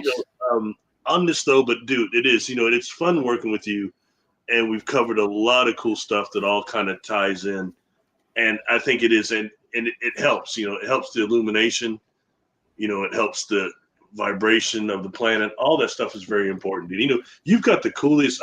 I've worked with a lot of people now, and you have the coolest audience of everybody I've been with so far. Thank you. And I would like to meet some of these people at like conferences. That's the most fun place to meet people. But you've got a really cool group. You know what I mean? And as far as you and I's working relationship, it survived longer than any others. I couldn't deal with those other people very long. They turned right out being crooks. Really not good people. Seriously, and they have all these people listening to them, and they promote fear. They promote all this hard stuff, horrible stuff. But for various reasons, people follow them and listen to them, and they're not good people. And you remember, I've said it before. When you first met me, I sat there and I felt so bad, like I was killing your vibe. I didn't know that was your first conference, and when everybody left, I just sit there and shook my head. And you said, "What?" I said, "Man, not the people in here, immediate here, but the people on these platforms. 95% of them are full of BS, completely." And you looked at me, your face, I'll never forget it. And I remember I said, "Hey, don't get me wrong, I'm really Mr. Sunshine. That's why my hair's like this. Mr. Clean, Mr. Sunshine." Yeah. And he looked at me. But you get it now, don't you? But you've got the people like in your audience and people that are looking for answers like you and I were. And I like working with you because it's still fun for you. You've not been bitten by the fang bug. You're not so worried. Oh, I need to get those clicks. I need to get those likes. I need to get those views. I mean, that's not important to you like that. You know what I mean? I don't care about it either. You know what I mean? Don't get me wrong. I love to be rich, but it's never going to happen doing this stuff. I don't know. We could call them the Galactic Federation, right? They're just kidding. Man, I was kidding. That was a good one. I feel like that was like the universe's joke on Barry. Because I not just that I talked a bunch of trash on all the Pleiadians looking like Kevin Sorbo or maybe Fabio, I also cracked on the Galactic Federation. Because I'm sorry, it sounds like a Star Trek ripoff. The United Federation of Planets. It sounds like a ripoff. And then I got the name for the beings I'm doing. They never would give me a name of who all these beings were. And then when I got the name of those beings, it was worse than the Galactic Federation. You remote viewed that one too. I remember that. You seemed upset. Yeah. That's upset. About the Galactic Federation. I'm sorry. My son's just accidentally threw something over here and it distracted me. No, I wasn't upset. I just had to deal with it. You had to deal with it. I know, right? Everything. I cracked on the Ashtar Command. You'll be throwing that one at me next.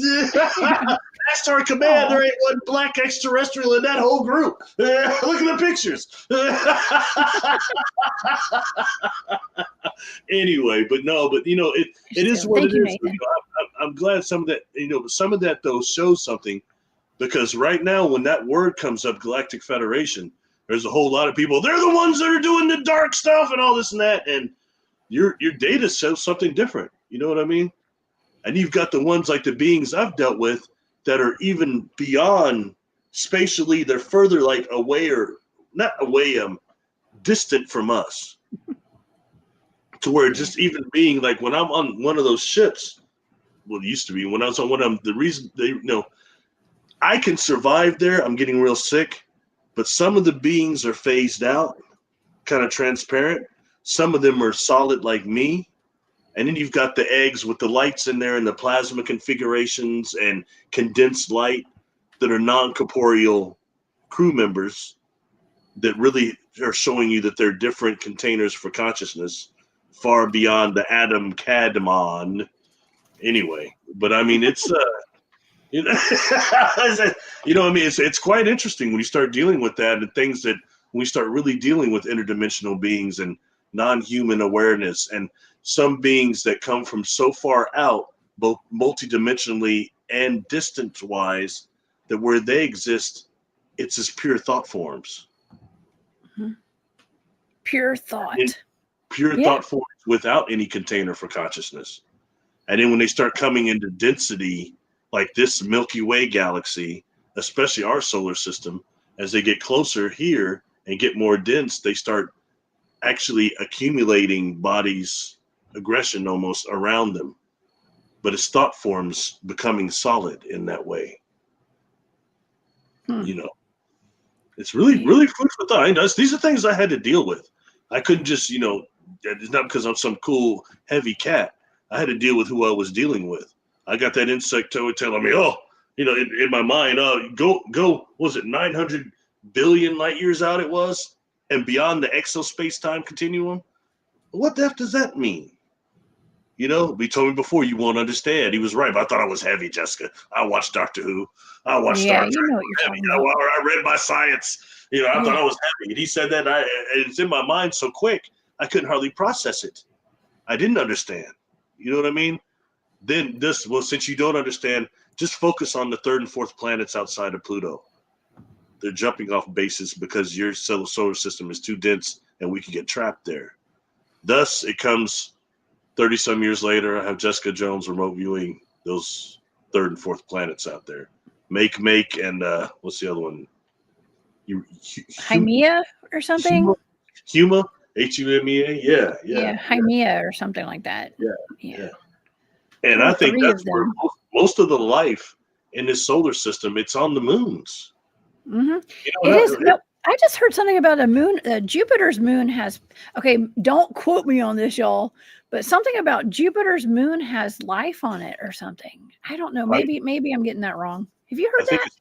It's Titan that they're saying that. And I think Titan. Okay. Astrospeleologists may have found like some type of a cave organism, or in like would be similar to like the ones that live in the thermal vents, like the Yeti crab and stuff like that, that can survive in that type of deal. I've heard about that about Titan. I've also heard things about Euclides on Saturn, that actually it's blowing these things out, and that it's creating to the rings. You know, I did a video. Wow. One of the newer ones I released probably a couple months ago was called Pine Cone Spacecraft. Pine Pine Cone cone, like your Spacecraft. pineal gland. No, like I know, pine. Well, babe. that too, yeah. But actual pine cones. Have you ever really looked at a pine cone, like in terms of Absolutely.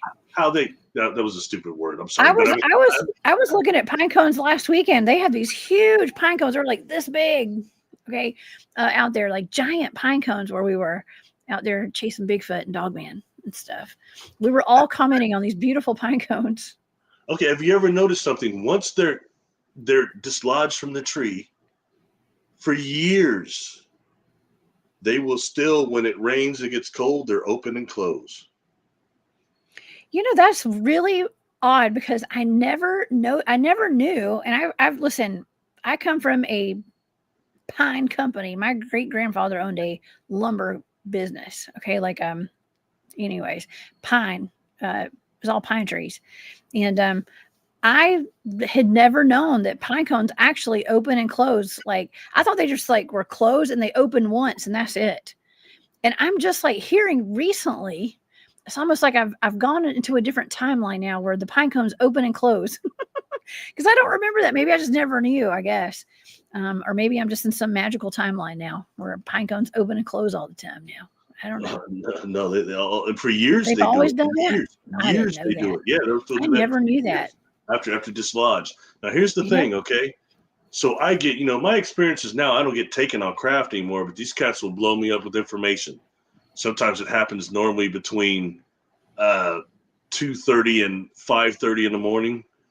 Or, I might have some type of a dream. I don't always lucid dream, but attention to dream isn't that great. But I'll wake up with total attention to something that's happened. This is the term here. They're telling me that, okay, so a lot of these beings, they're extragalactic, okay? Okay. And I'm seeing a planet that's similar, like planets that's similar to Euclides, and that they're constantly ejecting material into space. Okay, and that's what Euclides is doing.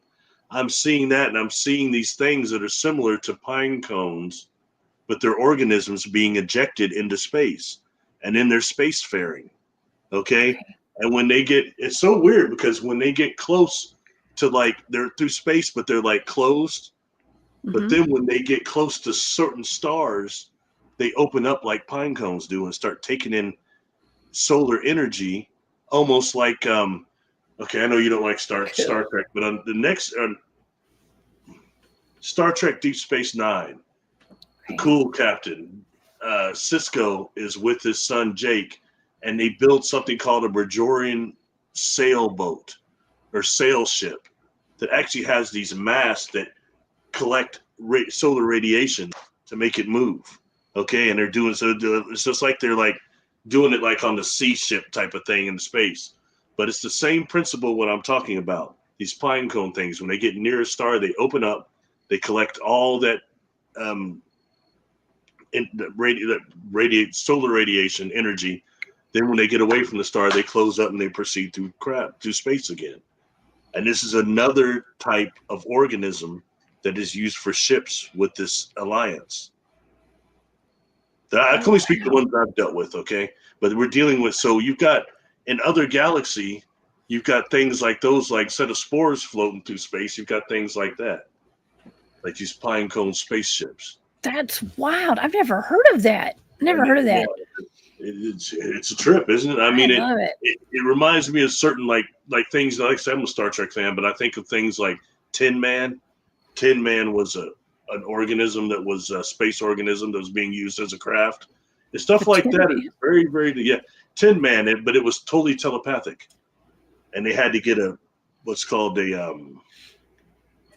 Beta Z. It wasn't Troy, but another one that in fact, the guy from one of those corny shows, with Michael J. Fox. But anyway, he was such a high telepath that he couldn't be around people. He picked up too much off them empathically.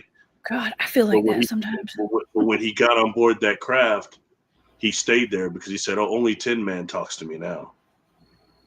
And Tin Man had been talking to him over light years telepathically. So certain little things like that come in that are really interesting. Or another Star Trek Next Generation, they have a space creature that gives birth. It lives in asteroids normally, but it gives birth, and the suckling gets on the Enterprise and is draining the power. They can't get it off. It's imprinted on the Enterprise, but nonetheless, dealing with the space organism again. The TARDIS itself in Doctor Who is organic. It's organic. It's alive. That's not shown as much in the older Doctor Who as it is, I think, in the newer, but it's a continuing deal. That evolves all the way into, I can feel somebody in the chat saying it right now, Moa from Farsight. That ship is organic also, and aware and alive. Wow. Yeah, it's just stuff you and I have been talking about for a while, but I think it's perfect to hit back on it sometimes. The pine cone thing. Hey, look, they told me that. It wasn't like I woke up one morning and said, I think I'll talk about pine cone spaceships. I mean, that wasn't. Yeah, that's different. Yeah, it's not something you just make up. Yeah, kind of like you and mushroom robots. It's. Yeah, that was really odd. And then you're like, well, it just so happens that there's mycelium robots and robots that use mycelium and they're controlled by it. Like, what in the world? There's no way I just came up with that. It's just the data. I mean, how can you argue with that data? That's weird, right? It's crazy. And when you see the new mycelium robots move, do you see how how they moved? It makes sense, doesn't it? Instead of the people that were rocking them with the ropes and the teams of ropes, that's ridiculous, But it makes a lot of sense how they did, how they got moved. Now, what it interests me is what happened. Another Jop Doubleday deal. Well, that's really nice of that person. That's nice, Amy. It's Amy. I want to say thank you to Amy real quick. I hope you have a wonderful, safe trip, Jessica. Thank you, Amy. You are so sweet. Thank you for your support, for that super sticker.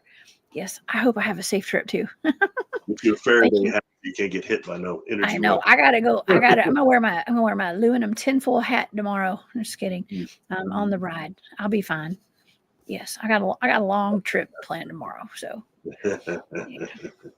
Gosh, I was saying something. Anyway, it doesn't matter. But yeah, that's interesting. Thank you, Amy. Yeah, I think it was a mushroom. Oh yeah, the mushroom robots. Another this you were talking to Jock. Another question from him. You say it's from the weirdo Barry.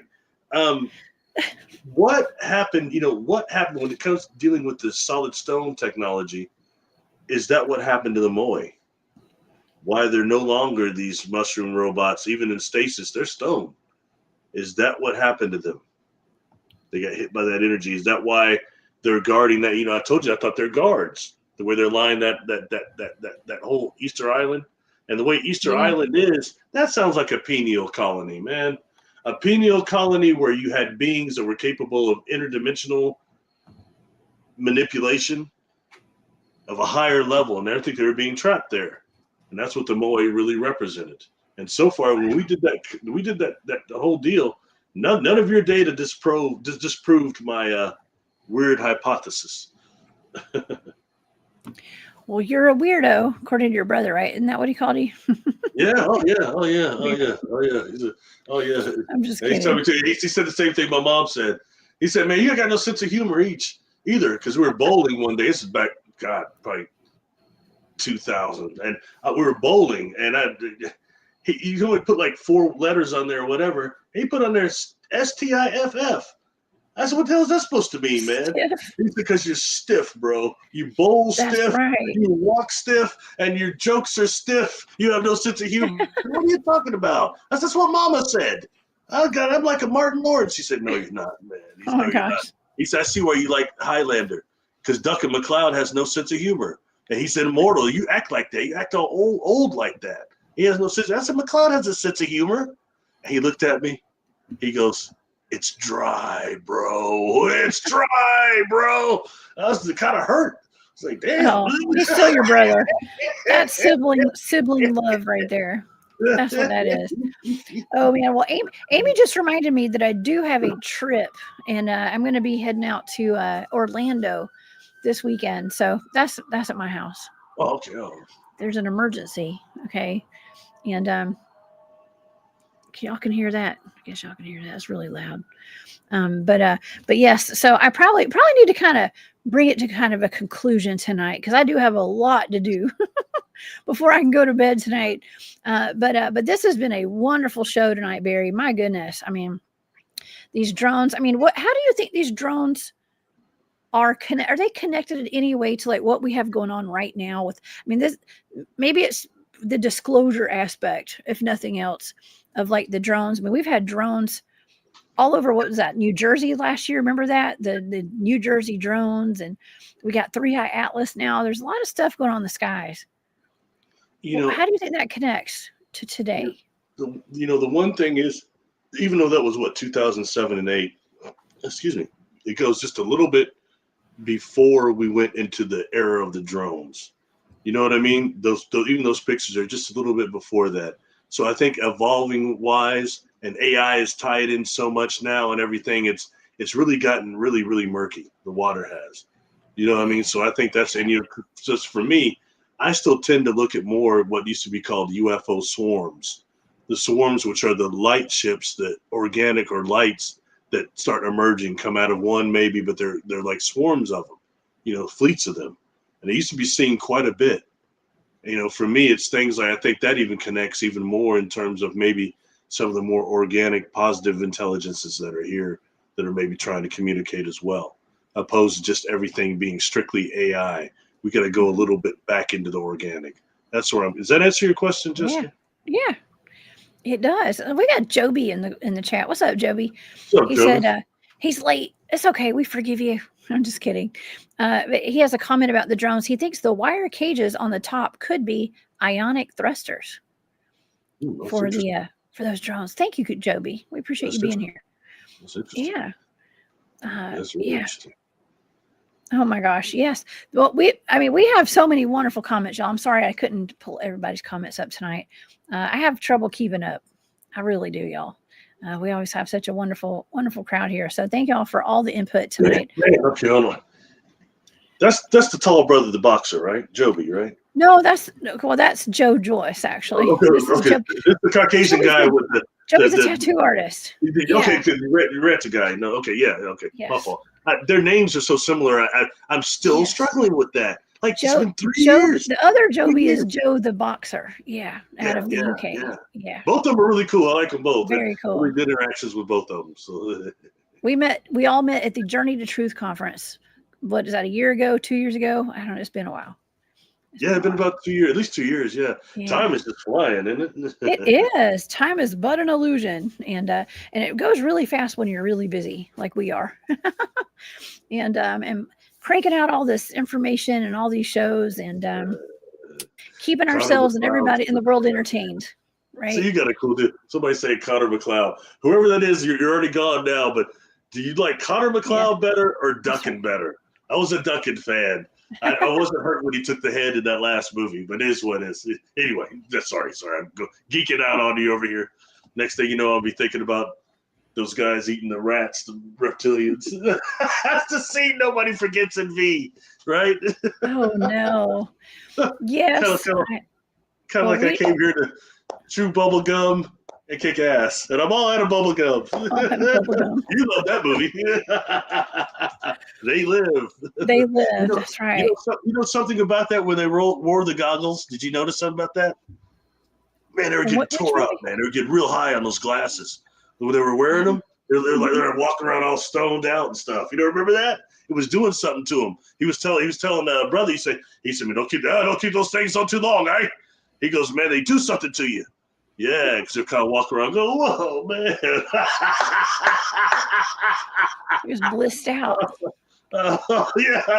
Buzzed out, man. Gave him some type of a high. Because then after that, they gave him the contacts. And they said the contacts don't give you the same interference. So those cats are walking around with contacts on. Nobody knew they could see. Yeah. That's how they got away with it, the contacts. You know, that movie was just on Channel 55, AMC, the other night. I watched it, of course, since I can't sleep. And I found it interesting when they start showing them how they're transporting from. First of all, those beings, you remember, they're supposed to be from Andromeda. And they've got this deal that they're using gravitational lensing to instantly go from here to Andromeda. It's quite interesting. We start just looking at stuff that back far back. I don't know. Sorry. A little soft disclosure right there. That's what that is. Yeah. A lot of we just got to pay attention to these old shows, the new shows, all that, and they tell us what things are right there in our faces. Okay, so, but yeah, did anybody have a dream in a mall last night? Y'all put it down in the comments. Let's find out. I want to know. Did anybody see me in the food court last night? And who got a cookie? Okay, from the cookie shop and a pretzel from the pretzel place. Okay, and I don't know. I think it's funny. I did not dream that I was in a mall last night, y'all. I did not. I don't remember dreaming in the mall. But the next time I do, if I ever do have a mall dream, a mall world dream, I'll let you know. I think yesterday Gerald had said something about the Wally world. Like have a wall. Said the mall world dreams have a Wally world dream. So if you're at Walmart, my dreams, I probably would end up at Walmart. Yeah, Wally. Oh yeah, that's right, Wally World. Wally World is Walmart down here, down where I live. So, but anyways, yeah, y'all let us know who else having the mall dreams, and yeah, and I hope everybody enjoyed this tonight. I think that we had some really good information. Barry, you always bring the heat every time you come on with me, so thank you. Thank you for the great targets. Oh, thanks for doing the target. That's everybody. We just did that today. That's something that came about 1 p.m. maybe. we literally these targets I did at starting at 1:50 today. 1:50 p.m. Eastern was when I did that first target. So we literally threw this all together today, this afternoon, and I think it was wonderful. So this was a on the spot kind of a show today, y'all. So. Yeah. Hey, we can do it. It's different, kind of a weird topic. I was like, man, probably nobody will like this one, but it's interesting. You know what I mean? Well, and here's the thing too. Like, no matter what, even if this is like something from 2007, it pertains to things that are happening in the world today. And we are so good at connecting dots, and the audience connects dots, and it all matters. It's all connected somehow. Yeah. So, yeah. I love it. Oh man. So if anybody is interested in seeing the data, like the full data, everything, y'all can go over to my Patreon. And I want to thank all of my Patreon members from the bottom of my heart. Y'all are awesome. And it really means the world to me. And also thank you to my channel members as well. And Barry, you've got your own Patreon as well, and your YouTube and all that. And thank you. We got Eric in the chat. He said Jessica is the mother of dragons in a mall world. Eric Testerman? Yeah, Eric Testerman. That's Eric. Yes. What's up, Eric? You're hilarious. Thank you. Okay. But let's see. Let me make sure I got we had some questions as well. May wanted to know, do you think you have hybrid alien children before we go tonight? Wow. What do you think? Mamie wants to know. Mamie has known you since 2015, I believe, is what they wrote in the chat tonight. 2015. Started following you. It's been a while. On my Patreon channel, there are 2 videos I'll never release publicly. They're called Jahalara, Part 1 and Part 2. Yes, when I don't talk about it much, because when I had that first experience of adult onset experience, I wasn't alone. They might not have had the exact same experience as me outside of one place, but there was some things afterwards that were like missing fetus syndrome type stuff. And there's another video, if you go to the playlist, my YouTube channel, and look under my personal experiences, there's actually 2 or 3 videos. It's the mother of the hybrids. So check that one out, that being and the technology that being was around. So that's kind of connected to that. I never talk about that because it kind of implicates somebody else that's not cool with having the experiences at all. And somebody, one of those people that got away from me, said that stuff was real. But once I got away from him, it stopped. You can't just blame me for it. So you look into your own lineage, but it is what it is. It's one thing if I tell you, hey, I've been seeing UFOs and I've been extraterrestrials since I was a kid. I've been on board a couple of crafts. You'd be like, oh, yeah, right, B. You're cooked or whatever. Or maybe you're on drugs even. Or just insane. And then we're sitting out at the lake or something and they come up and the ships are coming around. And suddenly you're up there going, whoa, what happened? You're missing time. And you could still see the beings in your mind's eye, the technology. What happened? Missing hours of time. That changes things. Yeah. You know what I mean? Not everybody likes that. For me, it was like I've just been on a field trip and I'm trying to retain. And I loved it. I mean, and the rush you get from it. Well, when I've been around the non-humans I've been around, a certain elation comes from it. Like you can see how like maybe it's like a Shakti pat. It makes your Kundalini rise and maybe explode. So when you get after that, it's hard. But yeah, so I have one, and it's a situation to where when she reproduced with that technology they're using, not all of her children were corporeal like she is. Oh. See, so when and it was weird because this happened. I could not remember that part of the experience until after I was recovering from my accident. After I was certain part of I got this telepathy and my own daughter had contacted me. And I had completely forgotten about all the missing fetus syndrome and all that stuff that happened after that experience, and realizing that these beings are so out of sync with us that they need those that can be mediaries. So that's all I'm going to say on that. That's why I don't talk about that much. Great question. All these years, no one's ever asked me that, and I've gotten out of what I just had explained right there. Yeah, I know. That's why I saw that. Well, there's been a bunch of questions, and I tried to hit all of them that I could tonight that I saw, and I saw that one. I was like, let's just throw it out there. I don't know. And but you can find it on his Patreon, y'all. Go find those videos on his Patreon. Real quick, when I was in Vegas at that conference, I'm sitting on this panel, and I've got Geraldine Ozako sitting right here, and this other lady. Oh God, what was her name? She was older, and she was cracking me up. It almost was unprofessional. She's cracking these jokes real quietly, but both of them were mother hybrid mothers of like several different ones. So it's interesting to hear like the questions coming from the audience to them, and it was really interesting. Yeah. So so in that way, so I was never talk about that much. So great question. Wow, let's kill it. Thank you. Okay. Well, you guys, please go visit Barry Littleton on YouTube and Patreon. Y'all, please go over and subscribe for Barry, and also we got your email address up here too, Barry, because people can get in touch with you through your email address.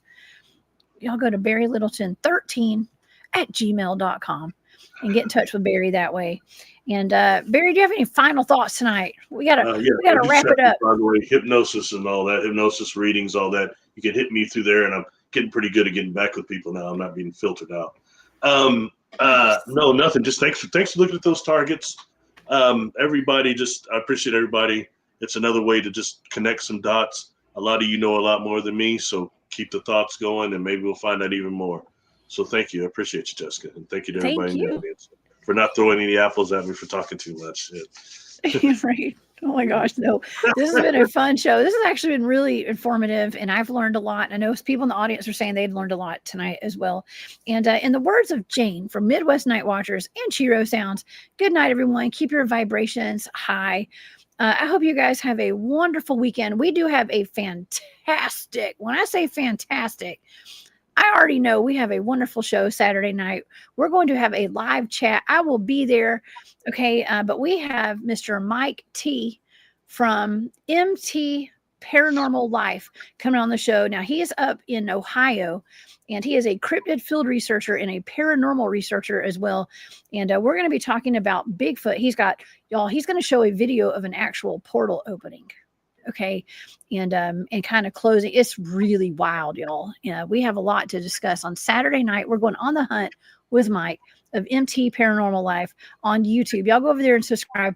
It's going to blow your mind. It really will. We're actually going to be getting into like Bigfoot He's got a lot of videos, by the way, out in the field. Bigfoot and versus poltergeist. Barry, you're going to love this one.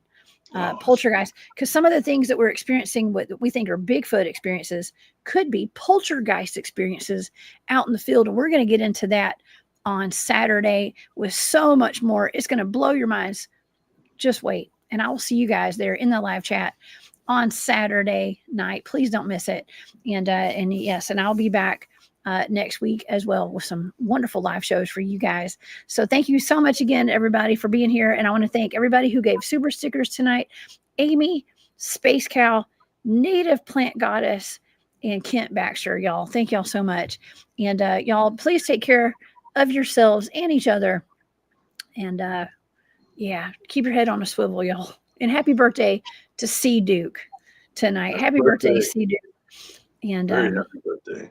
Yeah, happy birthday. I don't know how old she is. I'm not sure. We won't say it out loud. But anyways. 45. She's 45. Yes, maybe. Something like that. But yeah, you guys have a great night. And I will see you guys back here on Saturday night, 10 p.m. Eastern. Barry, thanks again. All right, bye, y'all.